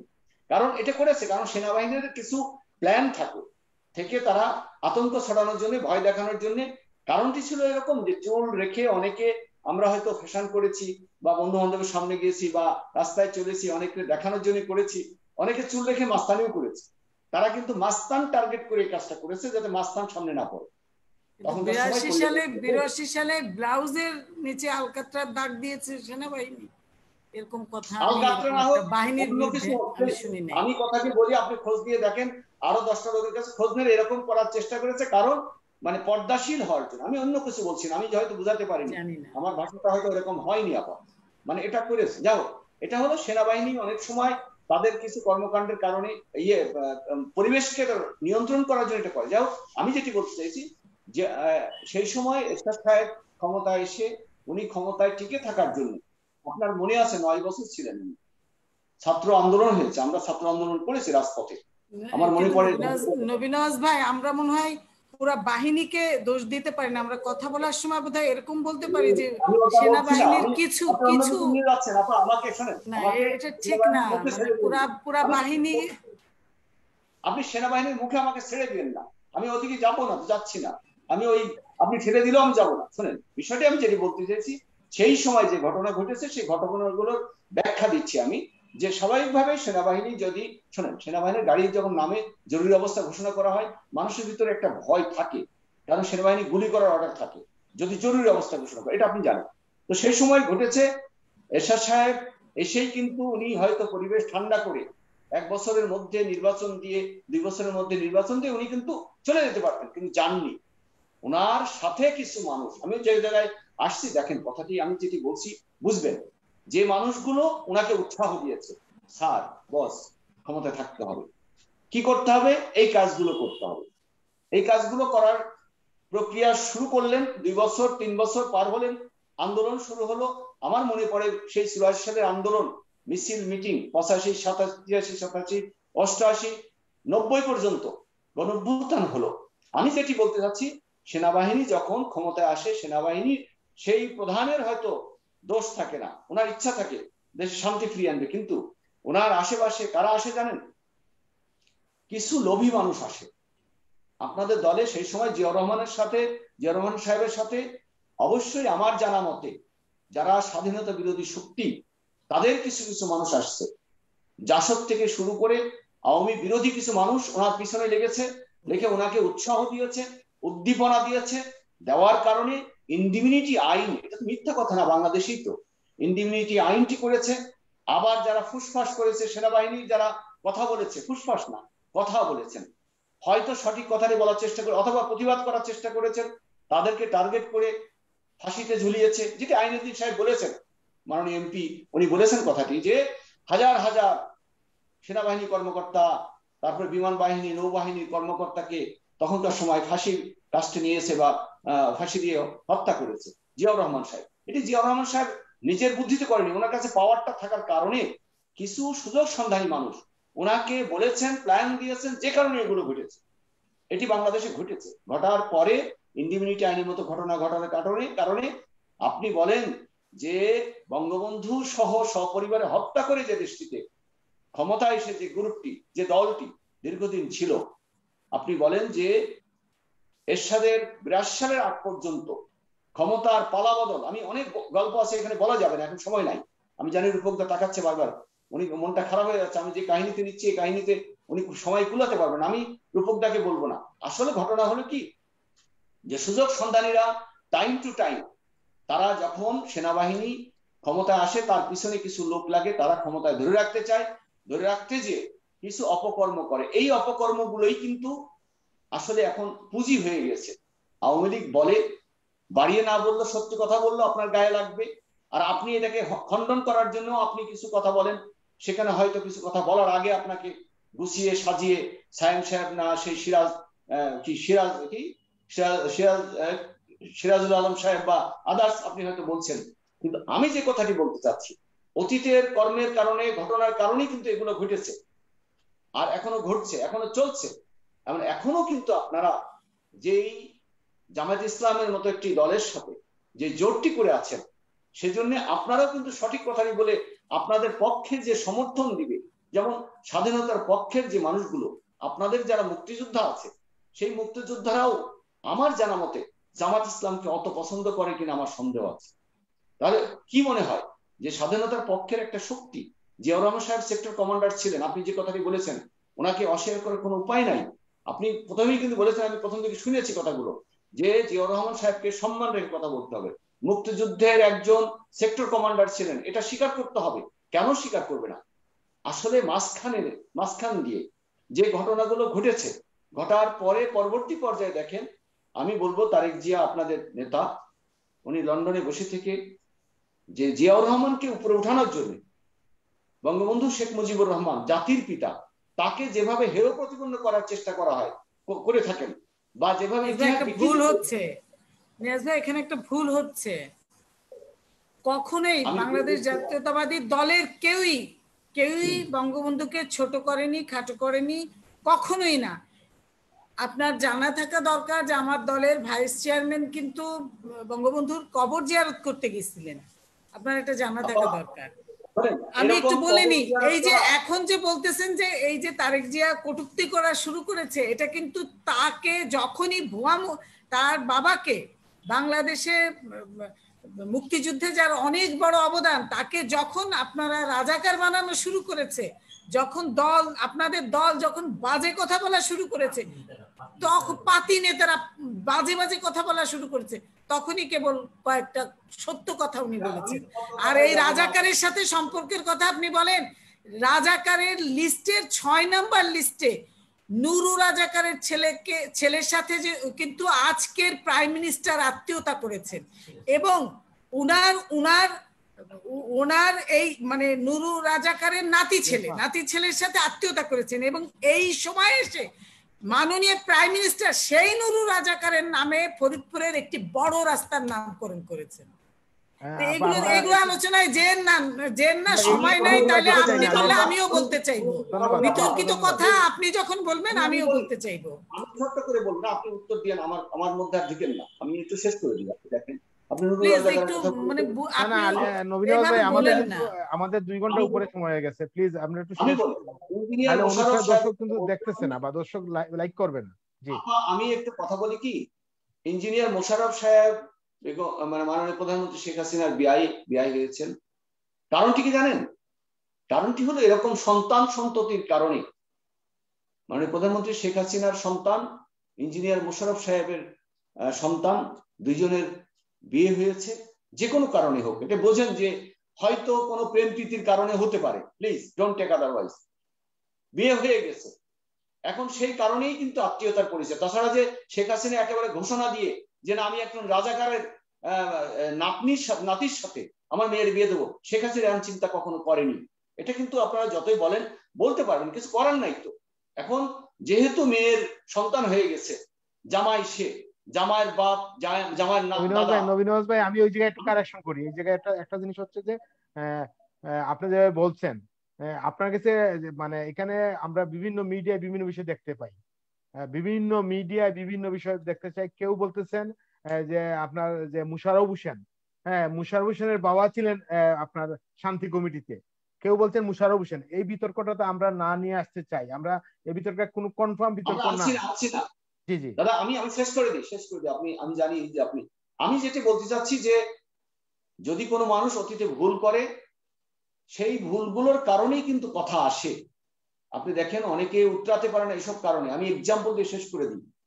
বেগম খালেদা জিয়া উনি বাংলাদেশের সরকার প্রধান ছিলেন, প্রধানমন্ত্রী ছিলেন। আমরা যারা রাজনীতি করি আমরা কিন্তু অনেক কিছু মেনে চলা লাগে। আমি ফ্যাশন করতে পারলেই কিন্তু ফ্যাশন করি না, আমি রং তামাশা উৎসাহ করলেই কিন্তু করি না। কারণ রাজনীতি এমন একটা জিনিস, আমার কাছ থেকে আমার কর্মীরা শিখবে, আমার নেতারা শিখবে, আমার আন্ডারে যারা থাকবে তারা শিখবে। আমি একটা উদাহরণ দিয়ে শেষ করে দেব। এই বাংলাদেশের ইতিহাসে যেমন আমি বলছি যে বিএনপির মতো একটি দল স্বাধীনতার পক্ষের শক্তি যারা পরিচয় দেন, ওনারা জামাত ইসলামকে আজও জোট থেকে বাদ দিতে পারেননি। স্বাধীনতার পক্ষের যতই গলাবাজি করে বলুক না কেন, জামাত ইসলামকে কখনো কিন্তু বলবেন না স্বাধীনতার পক্ষের শক্তি। তারা কিন্তু আপনার শহীদ মিনারে বলেন, স্মৃতিসৌধে বলেন, ফুল দিতে যায়নি, যাবে না। তারা আজও কিন্তু ক্ষমা চায়নি। আমি এই কথাটি বলবো যে বিএনপির মতো একটি দল তাদের সাথে জোটে থাকার কারণে তারা কিন্তু বারবার এই প্রশ্নের সম্মুখীন হবেন। এমনকি বেগম খালেদা জিয়ার চুলের যে ফ্যাশন, দেশের সরকার প্রধান, দলের প্রধান, ওনার যারা নেতাকর্মী, ওনার সাথে যারা রাজনীতি করেন আদর্শের মানুষ, তারা ফ্যাশন করলো। তার স্বামী যত চিৎকার করুক, বেগম খালেদা যদি ফ্যাশন করে, তার ওয়াইফ কেন করবে না? হতে পারে একজন স্বামীর স্ত্রী। আজকে প্রেমা আপার কাছে আমি কথাটি বলছি, এই ফ্যাশন করার কারণে কিন্তু একজন নারী, একজন মহিলা, তাকে অনেক সংযত। বাংলাদেশের কালচার তো বলবেন কি, করবেন কি বলেন? আপনি কি পারবেন লন্ডনে যেই পোশাক নিয়ে আশাক নিয়ে চলে বাংলাদেশে সম্ভব? যেই জামাত ইসলামকে, যেই আমরা হেফাজত ইসলামকে যেভাবে একটু প্রাধান্য দেওয়ার চেষ্টা করতেছি, সেই প্রেক্ষাপটে আমাদের দেশের কালচার, আমাদের দেশের এগুলো কিন্তু না। দাদা আমার কথা বলতে দেন, শেষ করে দিচ্ছি। আমি কথা বলবো না বেশি। আমি যে কথাটি বলতে চাচ্ছি যে আমরা অতীত থেকে আমরা কিন্তু শিক্ষা পাই, আমরা সিনিয়র কাছ থেকে শিক্ষা পাই, আমরা একজন নেতার কাছ থেকে আমি শিক্ষা পাচ্ছি। আমি একজন আমার বয়সের একজন মানুষ, আমি যদি এটা ভাবতে পারি যে একজন মেয়ের সাথে, নারীর সাথে ঢলাঢলি করলে, ছবি তুললে আমার যে কোনো সময় আমি কালার হতে পারি, আমি নেতা, আগামী দিনে নেতা হতে গেলে আমার কিন্তু কালার করে দিতে পারে। আমার প্রতিপক্ষ থাকেই, আমার দলের মধ্যে আছে। তাহলে তাই যদি হয়, তাহলে আপনি কি অস্বীকার করবেন বেগম খালেদা জিয়ার সাথে থাকা একজন মানুষ, বেগম খালেদা জিয়ার চুলের ফ্যাশন বা উনি যেভাবে বার্লারে নবীনওয়াজ ভাই আমরা চাচ্ছি না যে নবীনওয়াজ ভাই আমরা চাচ্ছি না যে এই পর্যায়ে আমরা এই বিষয়টা এই জন্যই বলছি শেষ করার জন্য। আমি যাচ্ছি না, যাচ্ছেন না, কিন্তু আবার যাচ্ছেন। আপনি যে বললেন, আপনি পার্সোনালি এই ব্যাপারে আপনার আমি বললাম যে আমি আজকে বুঝতেছি না রূপকদা আপনার কি হয়েছে আজকে। আপনার ধন্যবাদ জানাচ্ছি। আমরা প্রোগ্রামটা শেষ করব। আমরা আসলে আমরা চাই যে আমি অনুরোধ জানাবো যে আমরা আসলে প্রবাস দ্রব্য আমরা আগামী 28 তারিখ আমরা প্রবাস প্রতিষ্ঠাবার্ষিকী করতেছি। আমরা বাংলাদেশ সময় সন্ধ্যা 7টা থেকে রাত 11টা পর্যন্ত আমাদের প্রোগ্রাম চলবে। সেই অনুষ্ঠানে দাদা আমাকে কি অফ করে দিলেন? আমি শেষ করে দিচ্ছি তো। না আপনার ধন্যবাদ নবীনবাজ ভাই, আমরা অনুষ্ঠান শেষ করতে আমাদের টাইম শেষ হয়ে গেছে। ভালো থাকবেন, সুস্থ থাকবেন। আগামীকাল অনুষ্ঠান আগামীকালকে আমাদের অতিথি হিসেবে থাকবেন মাননীয় সংসদ সদস্য ফখরুল ইমাম, যিনি জাতীয় প্রেসিডেন্ট সদস্য থাকবেন, সাবিনা আক্তার তুইন, যিনি আওয়ামী লীগের সাবেক সংসদ সদস্য থাকবেন, ডক্টর আরিফা জেসমিন, বিএনপির কেন্দ্রীয় কমিটির সদস্য। আগামী অনুষ্ঠান দেখা আমন্ত্রণ। আমাদের অনুষ্ঠান শেষ করে সবাই ভালো থাকবেন, সুস্থ থাকবেন। ধন্যবাদ। আমার শেষ কথাটাই বলতে চেয়েছিলাম, আমি কিন্তু ওই কথা বলতাম না।